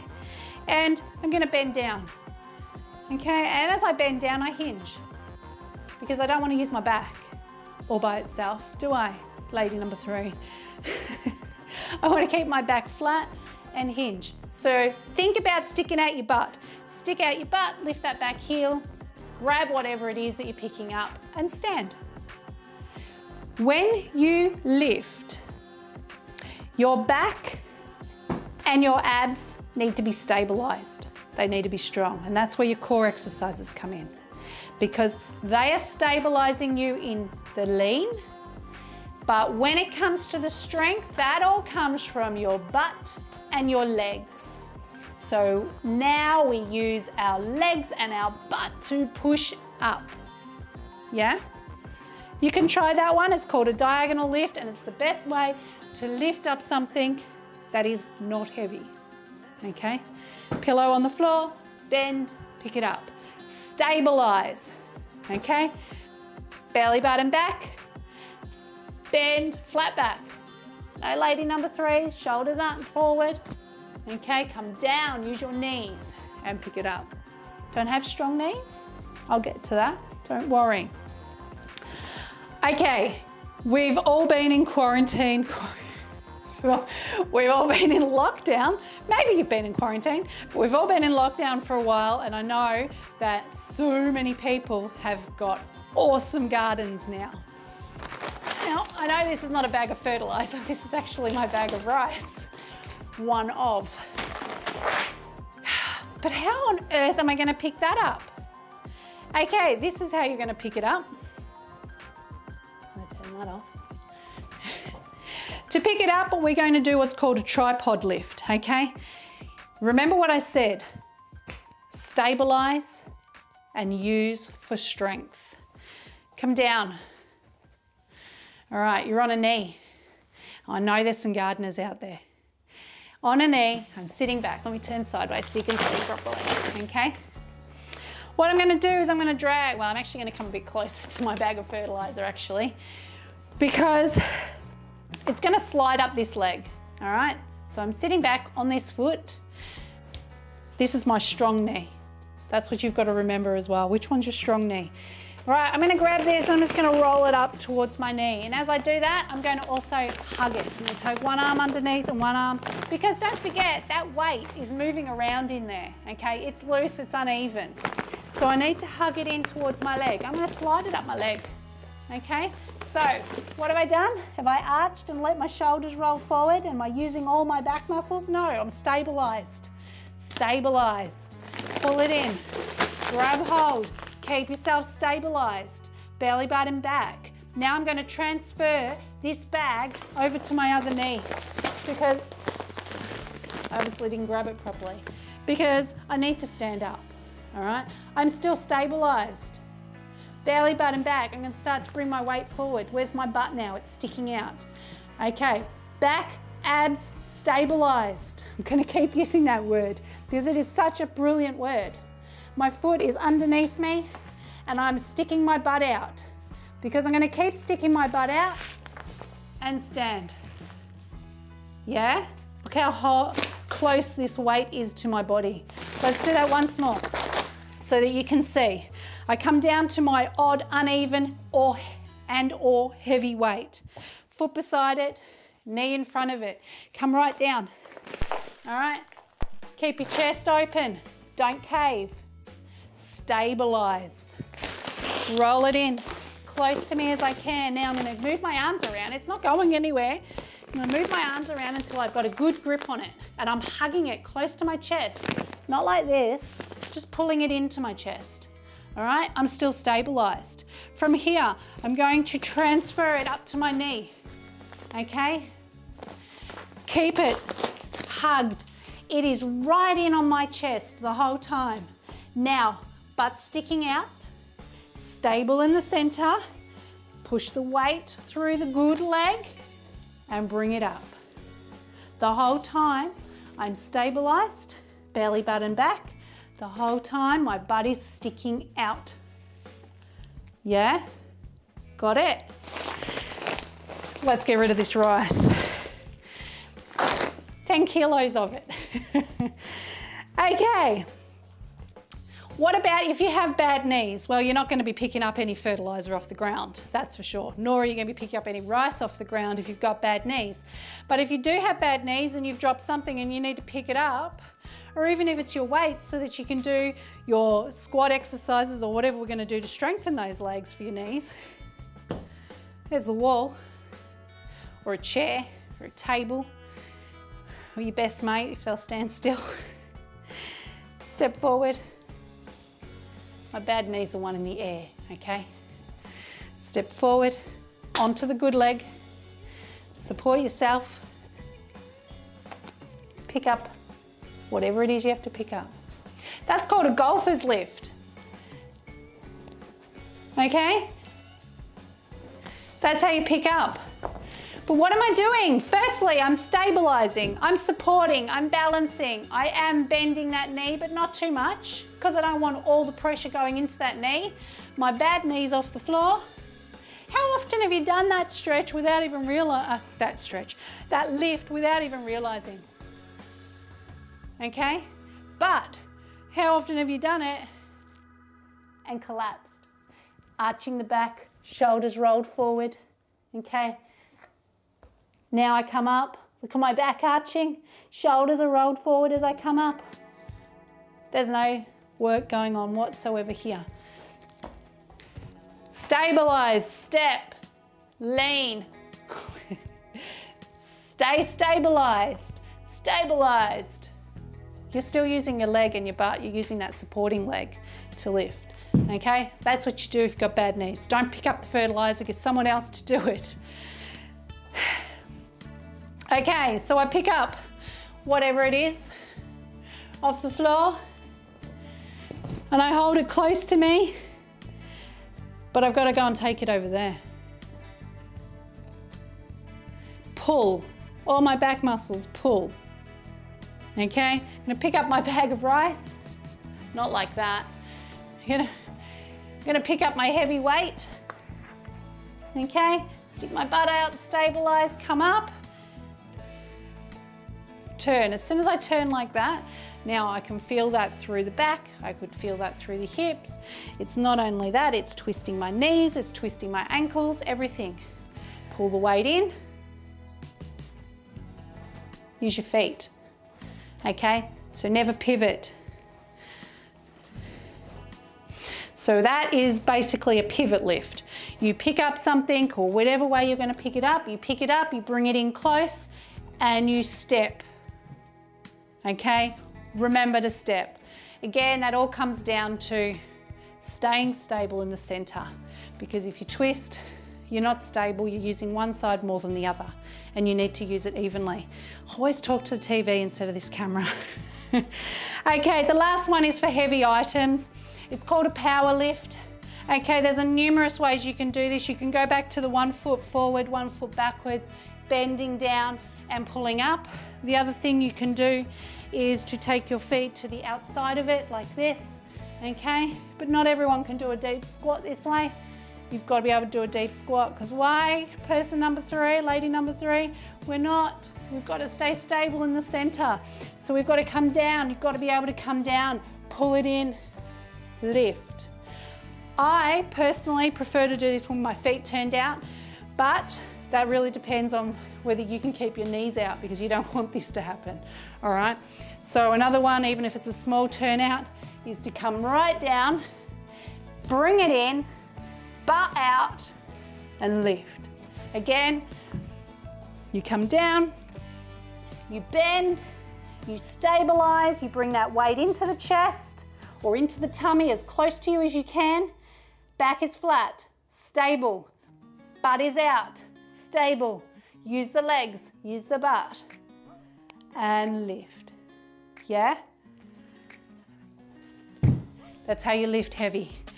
One other thing I want to bring up while we're talking about lifting, I honestly didn't realize this was going to take so long. So this happens all the time. So hopefully, well, it's not lunchtime yet. Hopefully I'm not going to hold anyone up. If you do miss the end of this, then you can always come back. It'll still be there. The link will still work. But one other thing I want to mention about lifting things. I can't remember what I was going to say. I don't know what that was. So I'll come back to it when I remember. Well, I put myself off by noticing the time. Okay. Well, one thing when you're in a workout class and you see people pick up their weights, this is when you want to be doing your golfer's lift and coming down and lifting. But your butt's stuck out, you're not rolled forward, okay? Remember to stabilize. Stabilize, then use your legs and your butt. Okay, let's twist, okay? Twisting. Let me bring up your twisting. Here it is. It's been so long since I've been over here, I've forgotten what I'm doing. Twisting. Okay, you can sit or stand for twisting. Now, when we twist, we don't want our feet too far apart. I'm going to stand here and I'm just going to do some twisting exercises. Now, have a look at my hips. They're not moving. They stay forward the whole time. I'm not going to go very far. Just a little twist. Okay, you can actually feel that through those upper back muscles, just below the shoulder blades there. Okay, trying to keep the arms out to the side. Now this is a twisting exercise because we do twist quite often. So you can do this one standing, you can also do it sitting. All right, if you really do have issues through your hips and your back, maybe try it sitting down because that forces those legs to stay nice and still. So if I have a seat and I do the same movement, okay, arms out, twisting, so it's a little easier not to twist at the hips. So you can practice it here and then move on to the standing, okay? All right, now there are some lying down twists that we're going to do. We're actually going to do them at the end in the workout, so I'll show you those ones after. They're actually written there on the underneath me on the screen. I think it says oblique twists. So those twists I'm going to show you when we're lying on the floor. They can be done in a chair as well. So if you're not someone that can get down onto the floor, you scoot your bum to the front of the chair, you lean back, shoulder blades resting on the chair, bring your feet right in, and we just twist those legs one side and then over to the other side. So what we're trying to do here is just work from the waistline, okay? Try and keep the legs as close together as you can. All right, so you're just twisting from one side to the other. So that's working through the hips, through the back, and down into the sides of the legs as well. So I'm going to show you much the same exercise on the floor afterwards. So for those that aren't going to come down on the floor, that's the one you'll be doing. So that's twisting. You're using your back, you're using your abs. Again, you need to make sure you're stabilized before you twist. So when we go to do everyday things to do with twisting, so I'm standing here and I need to go that way. Getting out of my car, I'm sitting in the car, I open the car door. I twist as I get out. Okay, now a lot of people with back issues may have been to a physio, may have been told, when you get out of a car, you get out of a car properly. You sit down, you open the car door, and you take one leg and then the other, right? Because that's stabilizing the center of the body. So yes, that's what you should be doing. Even when you get into the car, okay? You should be turning the whole body at once, okay? But then when we go to reverse out of our driveway, we twist, don't we? Unless you're using your little mirror. But in the olden days, we twisted. Okay, so you're looking this way. So like I said, when we're talking about back muscles, it is necessary for those muscles, the spine to be able to twist like that, okay? Because there are times when you have to, all right? And you do to a degree anyway. So twisting is important. So to keep those muscles working, to keep them evenly working and being able to keep the spine in position, we want to twist. So we do some twists like this, seating or standing, because you do use it every day. So now I get up and I turn and twist. keep everything stable in the center as I do it. Move the feet. And if you can't move the feet, you still need to be stable.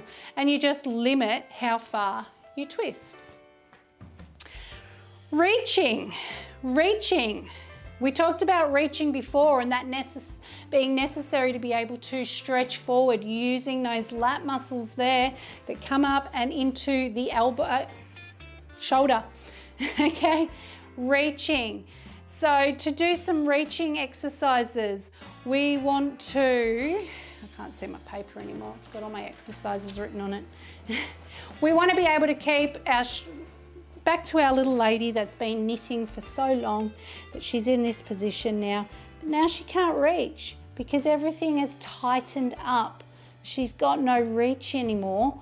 She's got no reach in her shoulders, okay? Do you know someone or do you yourself have a little hunch in the back because the head's starting to drop forward and the shoulders are rolling forward, okay?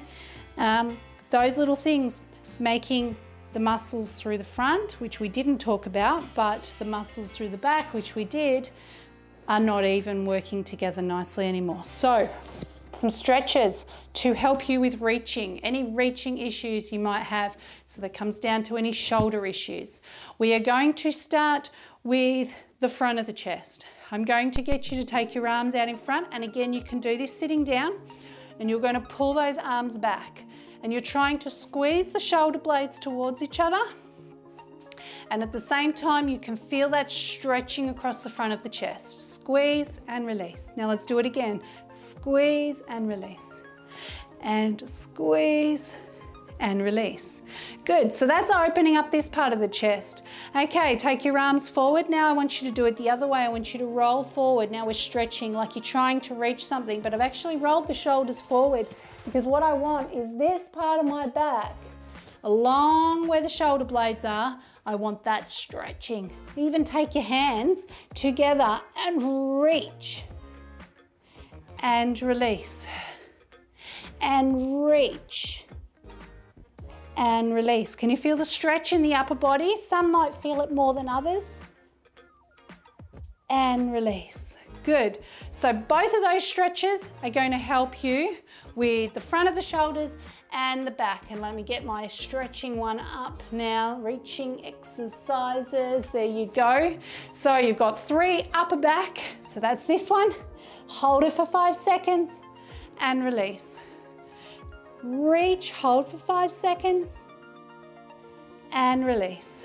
And you do that 3 times, and then you open and you squeeze for 5 seconds and release. And then back and release. Good. Okay, I'm going to get you to have a seat because we're going to do what's called a side rower. Now a side rower is when you are going to stretch down through the sides as well. Remember, that muscle comes around the side too, okay? So I'm going to take my feet a little wider apart, and you can do this on a ball. You're going to take your let's go right arm, and you're going to reach. And what I'm doing is I'm stretching right up through the side of my body. So move, transfer your weight a little. Now take that same arm up and over. Now you're stretching down this side. Again, transfer your weight. Rest on your leg if you need to. Okay, same arm's going to go back out again. And now we're going to get into the lower back. I'm going to get you to actually twist around so you can feel that in the lower back. Okay, so let's do that again. You're going to reach and stretch, and then you're going to reach up and stretch, and then you're going to reach out and stretch, and you're going to take it across. Okay, you're going to do that 3 times on that side, then you're going to do it 3 on the other. Reach over, reach up, stretch, feel that along the body. Reach out, now take it across, feel it in the lower back here, okay?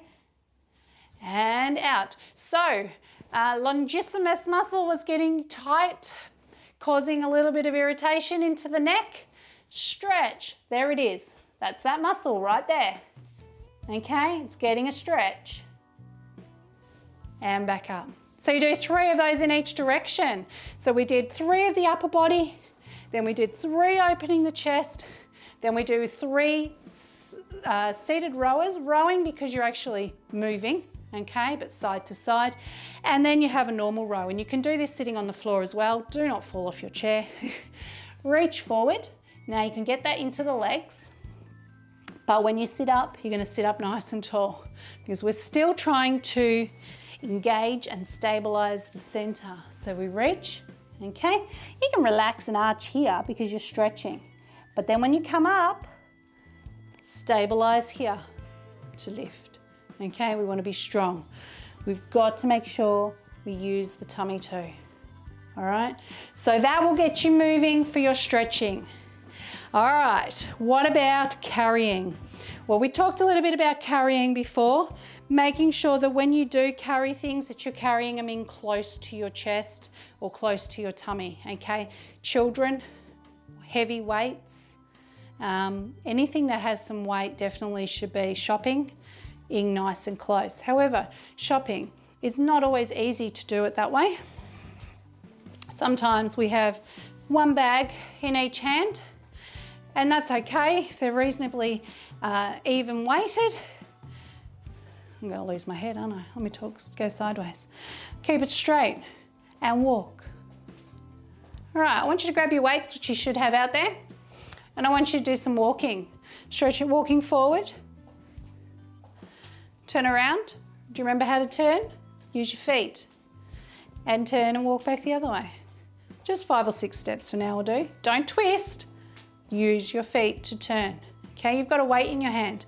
I want you to do that. I want you to put one weight down, and I want you to do it with one weight in your strong arm. Right or left, whichever one's better. Now, when you're carrying one shopping bag in from the car,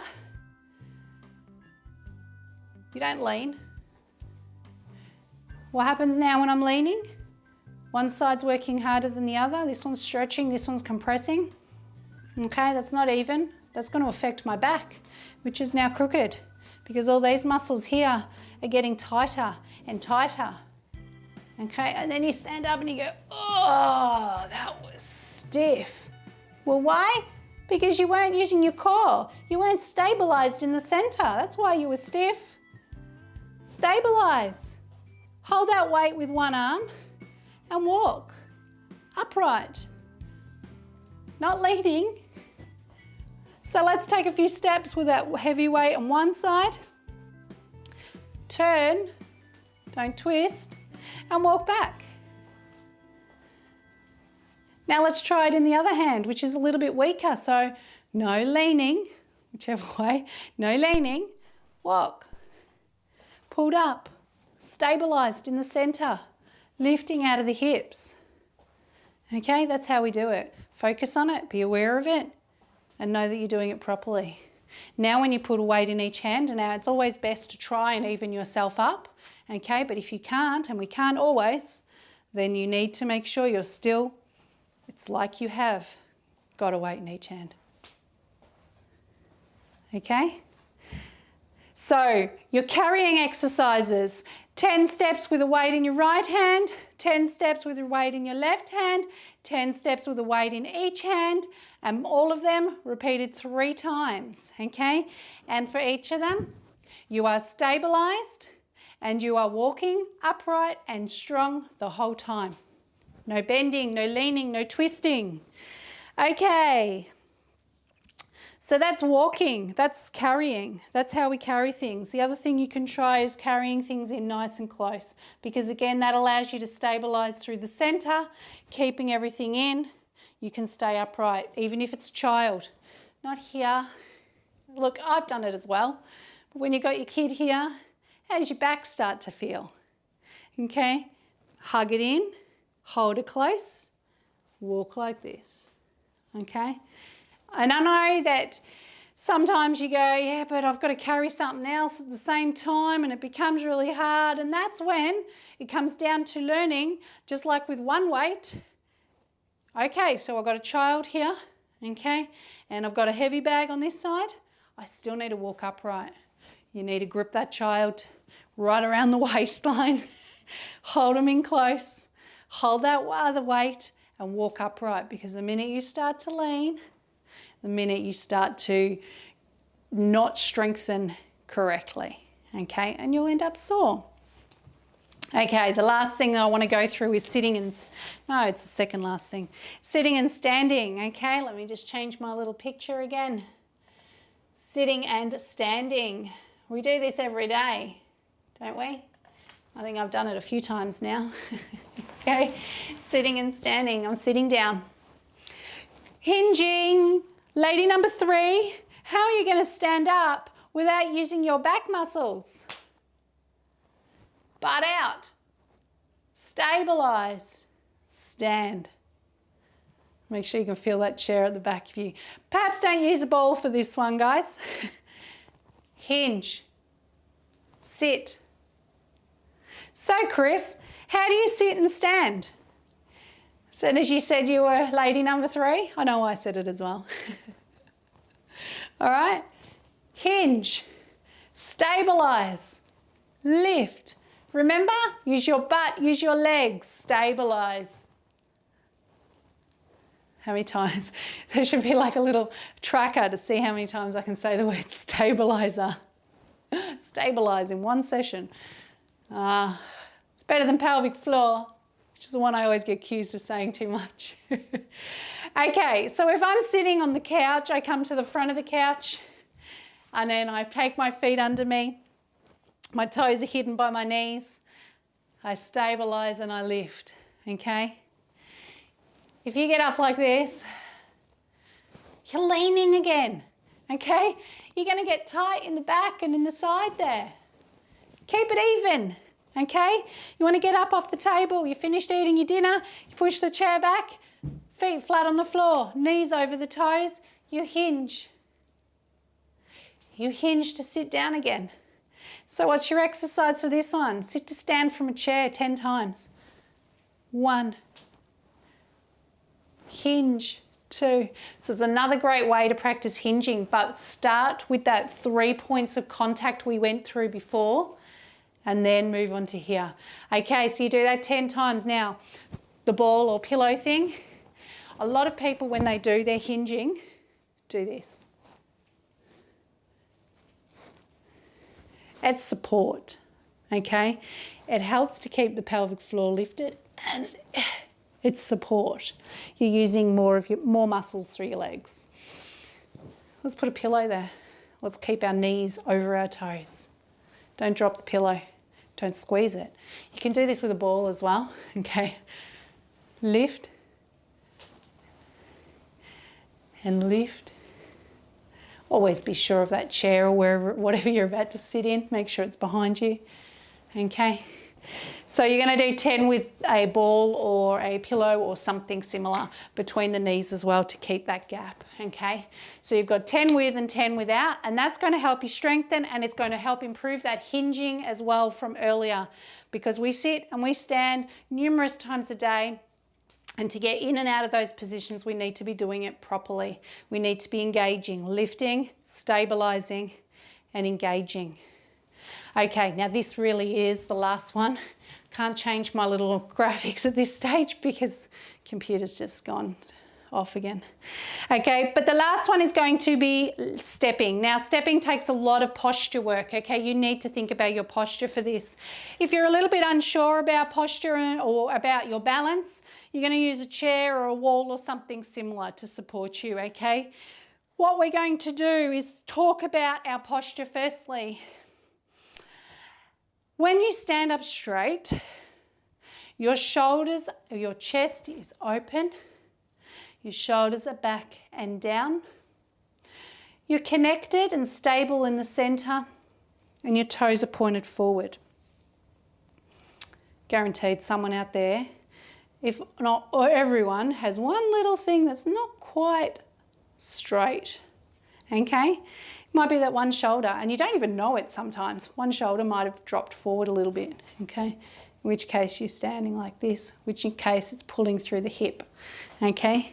So let's start at the top. When you go to walk, you don't look at the floor, because if you look at the floor, you eventually start walking like this, okay? No, head up, nose forward. That's where I'm walking to, so that's where I'm looking. Okay, now the shoulders, open, down. Proud chest, they call it. Not lifted, proud, okay? Proud's a little bit gentler than lifted. All right, remember our breathing? The belly button is back as we breathe out. We're lifting up out of the hips. We're not sinking down into one. We're lifting. And now I'm going to walk forward, keeping that posture. One thing, and I don't know if people do it so much anymore, but I remember when I was growing up, it was always like you had to walk like a model. Think of the pressure that that puts into your hip with each step that you take. And then not just your hip, but your back and your knees. Walk upright. Remember, stable and strong. Those oblique muscles connected to the chest, they're working through here. Corset wrapped up, pull it tight, and let's go. Okay? If you don't walk like that, you've got less chance, if you do walk like that, you've got less chance of balance issues, falling over, tripping over, okay? You can still see what's coming up ahead of you, all right? If you can't see a couple of feet in front of you, you probably should be wearing your glasses, okay? So you should be able to see if there's a crack or uneven ground there coming up, okay? And you don't have to be walking like this to see what's right there before you, because then if that's when you're seeing it, it's probably too late anyway. Okay, so that's how we want to stand. You want to move from your ankles as well. Ankles are moving, which means that's moving from the hips. Try it, see how it feels, feel the differences, okay? So you've got moving into the hips, you've got moving from the hips, okay? Some people will move from the head, but they're the ones looking down, okay? Let's stand upright, let's engage, let's stabilize the center and walk. Practice your walking and I will pull up the next graphic. I know you're starting to get hungry now, aren't you? It's getting closer to lunchtime. Okay, so you know how to walk, you know how to stand. Lunging. Lunging is when you take a foot backwards and you tap it like you're putting it in a bowl of cold, freezing cold water, and you tap it back out, okay? There's no weight in that leg. So our exercises we're gonna do to practice getting our legs strong, getting our butt strong, and stabilizing through the core is a lunge. You're gonna lunge back, tap it in, tap, tap. Now each time you bring it in, you're going to stand up again, just like before, okay? We're not going to push the hips forward like the person that does that, okay? There's none of this. Rocking around. I just saw it. We're also not going to be one of those that sinks into the hips, because if we do that, pressure, okay? And the other person is the one that's looking at the floor. Okay, that person goes to walk forward. Don't know where you're going. That's how you walk into people. Look up, lunge, pull it in, lunge, pull it in, lunge, pull it in. I want you to do 10 on each leg. Back and in, back and in, back and in. You're going to do 10 on each leg and 3 times. Not now, later. Another thing for your balance is rises. Use a chair, use a wall. Rising. Get those feet moving. As we get older, our feet start to flatten, okay? You can get a lot more issues with balance with your feet, okay? So that's when we have to start wearing shoes all the time. If you actually take your shoes off, and I'm not saying right now, but if you actually take your shoes off and do your rises, you're going to strengthen those ankles and feet a lot quicker. Okay, so important to do rises that way. I do know that some people have issues with actually being able to feel sensation and stuff, and if you've got issues like that, obviously it's going to be a little bit harder in bare feet, but you can strengthen the ankles and the feet, the arch of your foot, a lot better without shoes, because there's no support there. You have to be the support. But again, when you're doing rises, some people lead with the hips, okay? Some people lead with their head. All right, just swinging around You're lifting out of your hips. Stable, stable, stable. All right. And the last one is going to be heel to toe steps. Now this is really for people that have issues with balance, okay? You would have a wall or a chair or something beside you, and heel to toe walks is just this. And you're not meant to be looking at your feet when you do it, because you can feel the heel hit the toe and you're walking upright, okay? And then you go backwards, because that's even harder. Okay, so if you do have issues with balance, that's a really good one for you to practice to add on to that. But balance, it's all about being stable still, okay? Think of those core muscles, stabilize them, okay? All right, now, the last thing I wanted to do with you was a little bit of a workout, okay, which is where we're up to now. I will talk to you like this while I have a look at my media workout. I did try and change it last night, so hopefully it has. Okay, so what I'll do is this workout I will pop up at the end when we're finished, so you can write it down. And what I'll do quickly now is I will go through it with you. Okay, so you're going to start with those roll downs we did earlier. Now, it tells you how many to do on that list that you're going to get, okay, and you can work on that one after. So rolling down to start with, we're just going to take that breath in, breathe out and stabilize, engage. Roll down and roll up. All right, we're just going to do one for now, but I think on the list it actually says to do 3. Now we're going to do a shoulder stabilization movement. So what you're actually going to do is take your hands together behind you, and I want you to stretch them back. Now when you do that, do you remember this? Always remember you're stable in the center. Belly button is gently back. Think of those exercises we did before. Okay, switch it all on and stretch, because if you don't, you're going to do this. All right, so it's a good practice for that. You're going to hold that for about the count of 5, and then you're going to release, and we're going to do it forward, reaching forward and release, and then you're going to take it back and release, and then we're going to go forward and release. Okay, so that's a stabilizer. So what you're doing is stabilizing the shoulders to the center. So aware of that word now. Okay, let's do some different squats. Take your feet out. Remember to hinge, hinge, hinge, hinge. Let me turn sideways. Hinge, 1 and 2. We're just going to do 5, but I believe it says 10 in the list that you're going to get, okay? What we're trying to do is strengthen these legs. Why? Because we need them when we have to pick something up off the floor. Because we need them when we need to stand up off the chair. We need the legs working. This is also going to strengthen the butt, especially when you turn your feet out and the knees go over the toes. So if your knees are rocking in, that's the hips dropping forward. Okay, remember your triangle, fingertips to the floor, knees out. Okay, so this one's going to get into the butt and around the hips, also those inner thighs, strengthening the whole of the leg. Okay, and the single leg squat that we're going to do, and you may need a chair or a wall for this one, holding on, bend the supporting leg, stretch that leg back. Okay, there's your line, stable through the center, pull up. Again, you're hinging. See the hinge?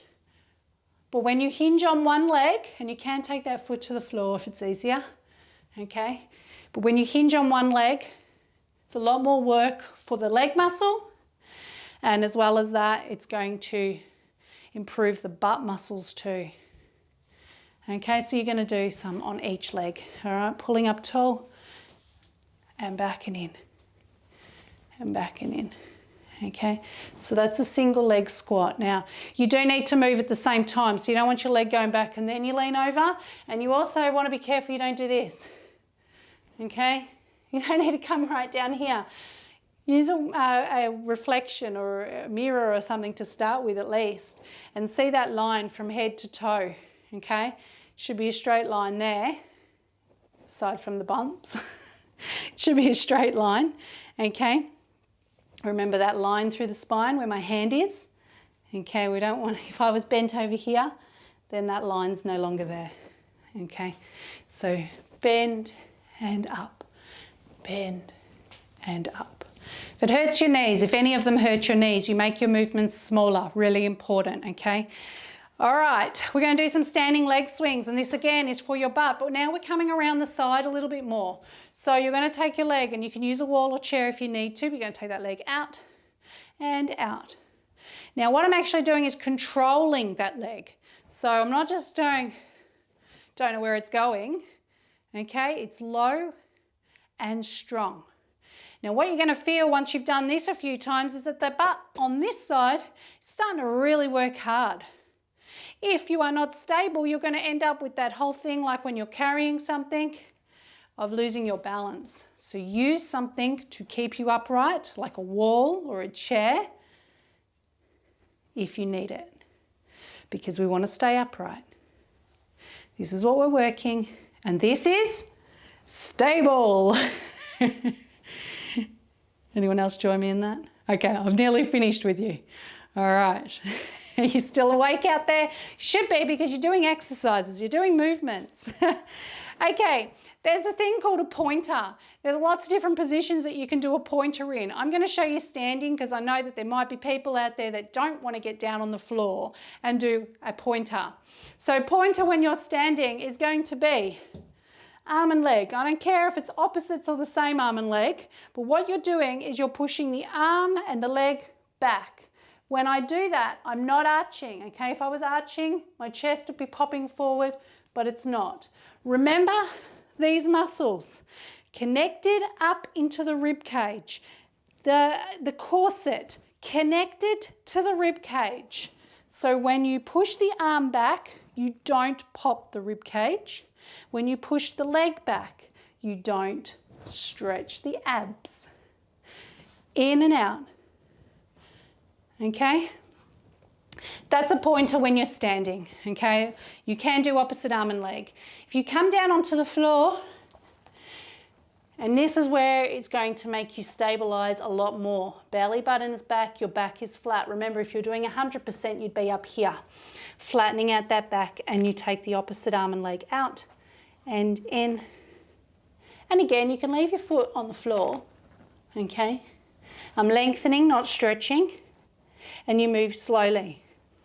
If I start to lift, it gets harder. All right. So that's a pointer in this position. Okay, you may have heard it called other things. There's other names for a cat, dog, and all sorts of stuff. So what you've got to do is, again, stabilize in the center, because if you're not stable here, you're going to move your hips, and if we move our hips, you're going to lose your balance. You won't be able to control the leg, it'll lift too high, and you'll topple forward or whatever, okay? You can also do the same movement lying on your tummy. So there are numerous ways you can do that. So if your knees are no good, tummy, opposite arm and leg, up and up.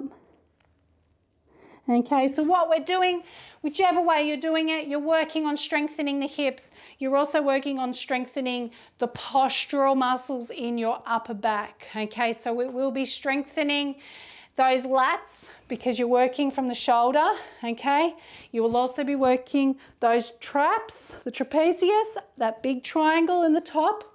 Okay, because the movement is shoulder back. Okay, so it's like the shoulder blades pull in towards each other with each movement, okay? Hopefully that makes sense. So whichever way you're doing it, ultimately it's the same muscles that are working, okay? If you're standing, you're gonna feel it in your butt a little quicker. Okay, so like I said, this will all come up at the end. I'll pop it up and you can write it down off that. C-curves is the next one. Again, you can do it sitting. I'm going to show you on the floor because I'm already down here. But when you do this, and I'll turn this way, I'm going to hold the legs gently. Now, keep remembering what I've said about your upper body. Okay, We stabilize here to keep the posture in the upper body, and then we can do our pelvic tilts. Pelvic tilts. Oh, they're a little bit like what we did when we were doing pelvic tilts, sitting up there. Tuck, tuck. And all I'm doing is working through the center. Remember, belly button back. Now let's breathe out as we come up.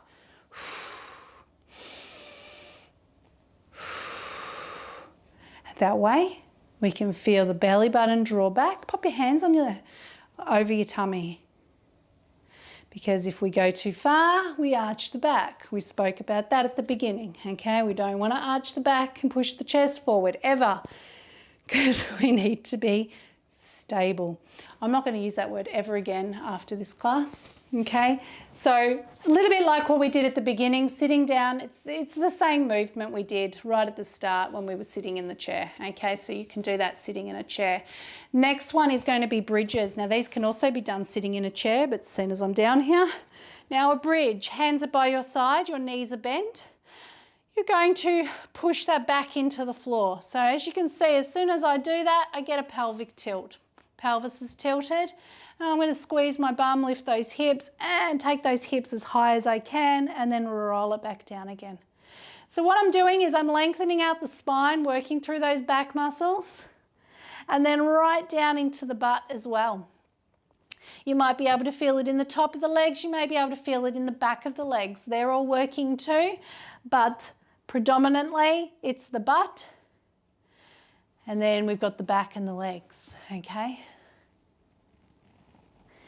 So like I said right at the beginning, it's really important to have strong butt muscles. You've seen it now in lifting, in stepping, in sitting and standing. Those leg and butt muscles need to be working. So this is a brilliant exercise for strengthening that. You want to do it sitting in a chair? Sit in the chair, sit forward. Tuck, lift, roll, and roll. And tuck, lift, and roll. All right, it's the same movements. Okay, last one is hundreds. No, it's not, second last one, hundreds. Now you can do this in a chair. This is for your tummy, but this is for your breathing. That's how you're going to breathe. In for the count of 5, out for the count of 5. Okay, tuck. I'm not leaning on my chair here. Okay, don't lean on the back of the chair. I'm holding it with my tummy muscles because my belly button's pulling back towards the spine. Remember? And I'm going to breathe in.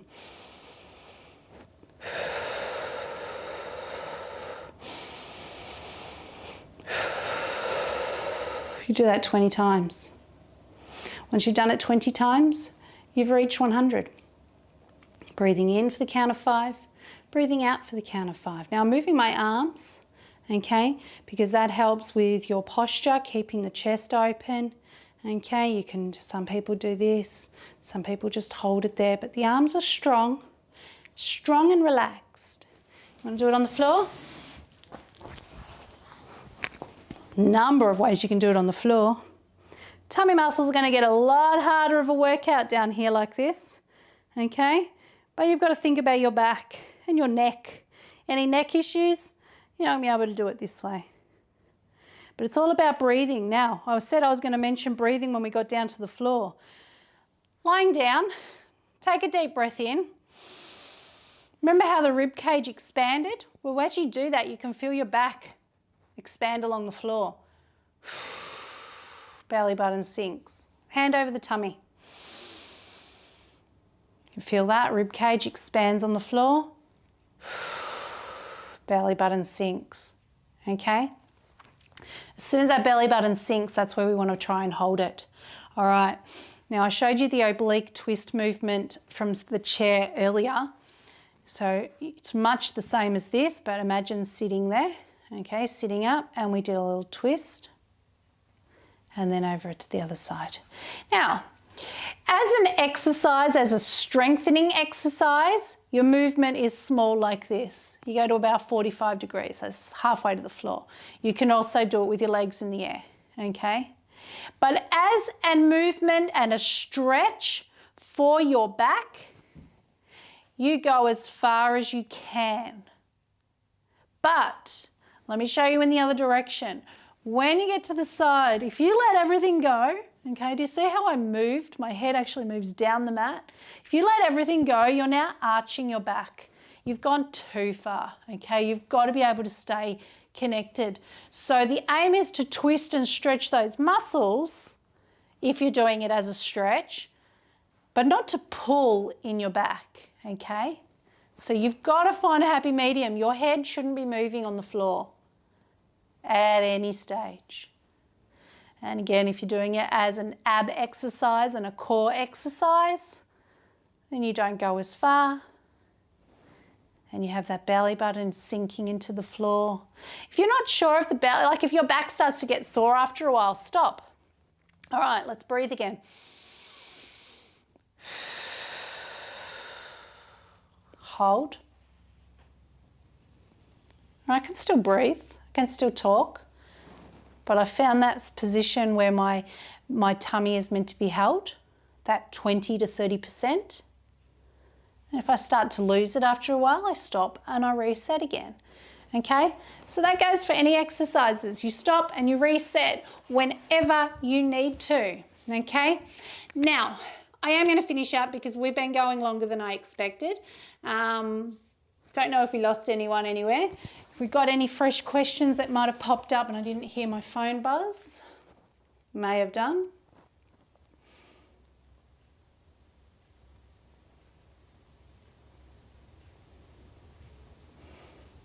Nope, all good. No questions. All right, so if you do have any questions, I will leave this open for another 5 minutes. You've got my phone number. It's down on that back wall down there. There you go. Please text me or ring me. If it's a comprehensive question, then please ring me. I did want to go into detail so that you could understand what you should be feeling, what you shouldn't be feeling. So hopefully you've gotten that out of it. If something still didn't make sense, please ask. You've got time now. You can ask me, shoot me a text message. Remember, live chat's not working. And I think that's about it. Just remember, like, hopefully you wrote down everything that came up on the bottom of the screen as we went along. I'll talk to you with this workshop thing up. There you go, the workout. So this is what we just went through. This is the workout we just went through, okay? So write that down, take note of it, take a photo of it if you want. That's what we want to look at doing, you know, maybe 3 times a week or something. That shouldn't take too long to do, maybe about 10 minutes or so. But all the other ones are daily movements. So if there's something in particular that you need to work on, like for example, pelvic floor, then perhaps do the pelvic floor and the connecting exercises every day, and the other ones maybe, you know, a couple of times a week. If you need to work on your balance, then I would suggest doing some of the connecting exercises and some of the stuff we did at the end for the legs and the butt and the hips. So play around with it. Like I said, hopefully you wrote down everything that was coming up on the bottom of the screen. And if you really, like even tomorrow, you know, you can sometimes go to a physio or something and then the next day you can't remember what they said to do or how it works. So if you do get to that point, please text me or ring me and ask me what it was. What did that mean? I don't remember, that kind of thing.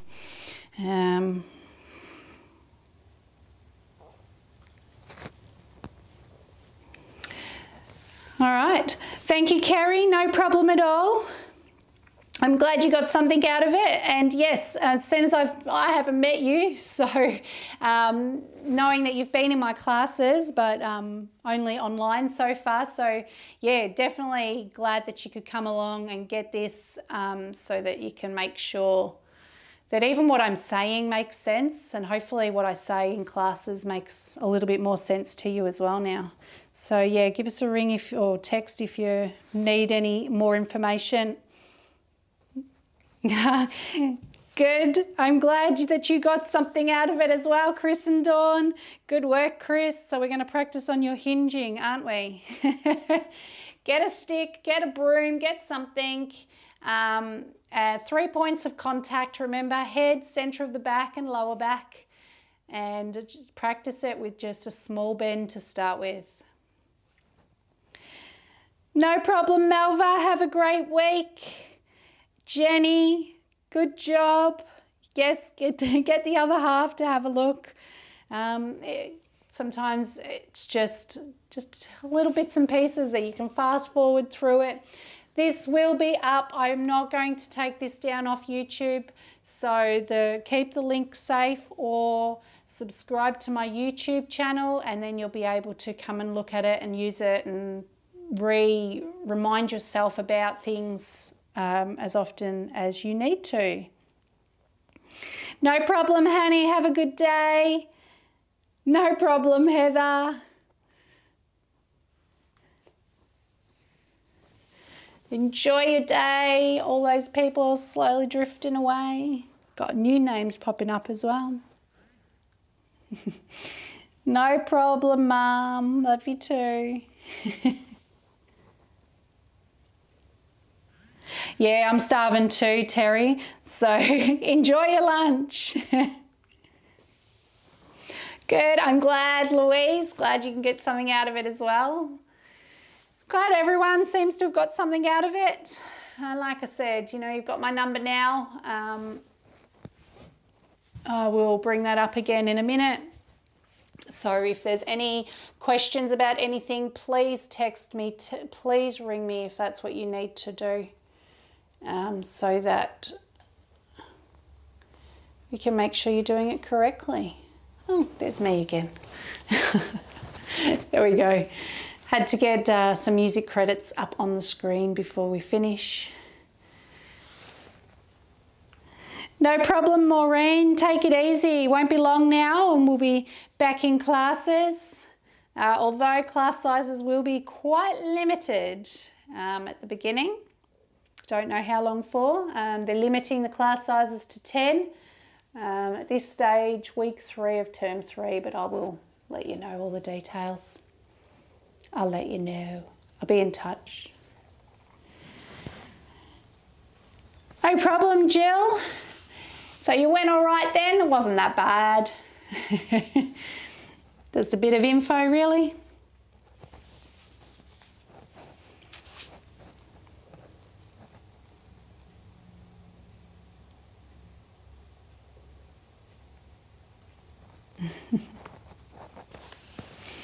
All right, well, I'm going to sign off air now and end the stream. So see you later, Anne. Good girl for coming. So if anyone's got any further questions, shoot me a text. My phone's not very far away. If you are interested in doing any classes and you're not already, it is really simple. Just as simple as it was to get onto this is how simple it is to get onto a class. You need a little bit of space in your room and you just need to go click. You can bring it up on your laptop, tablets. I've had people on their phones as well, whatever. TVs even, HDMI lead. You can go onto my Facebook page and there is actually a video on there that will actually explain to you how to connect it to your TV so you can see it big, and it is super easy. Okay, this desk is not easy. Everything else is easy. All right, have a good one, and I will hopefully see you all or hear from you all soon.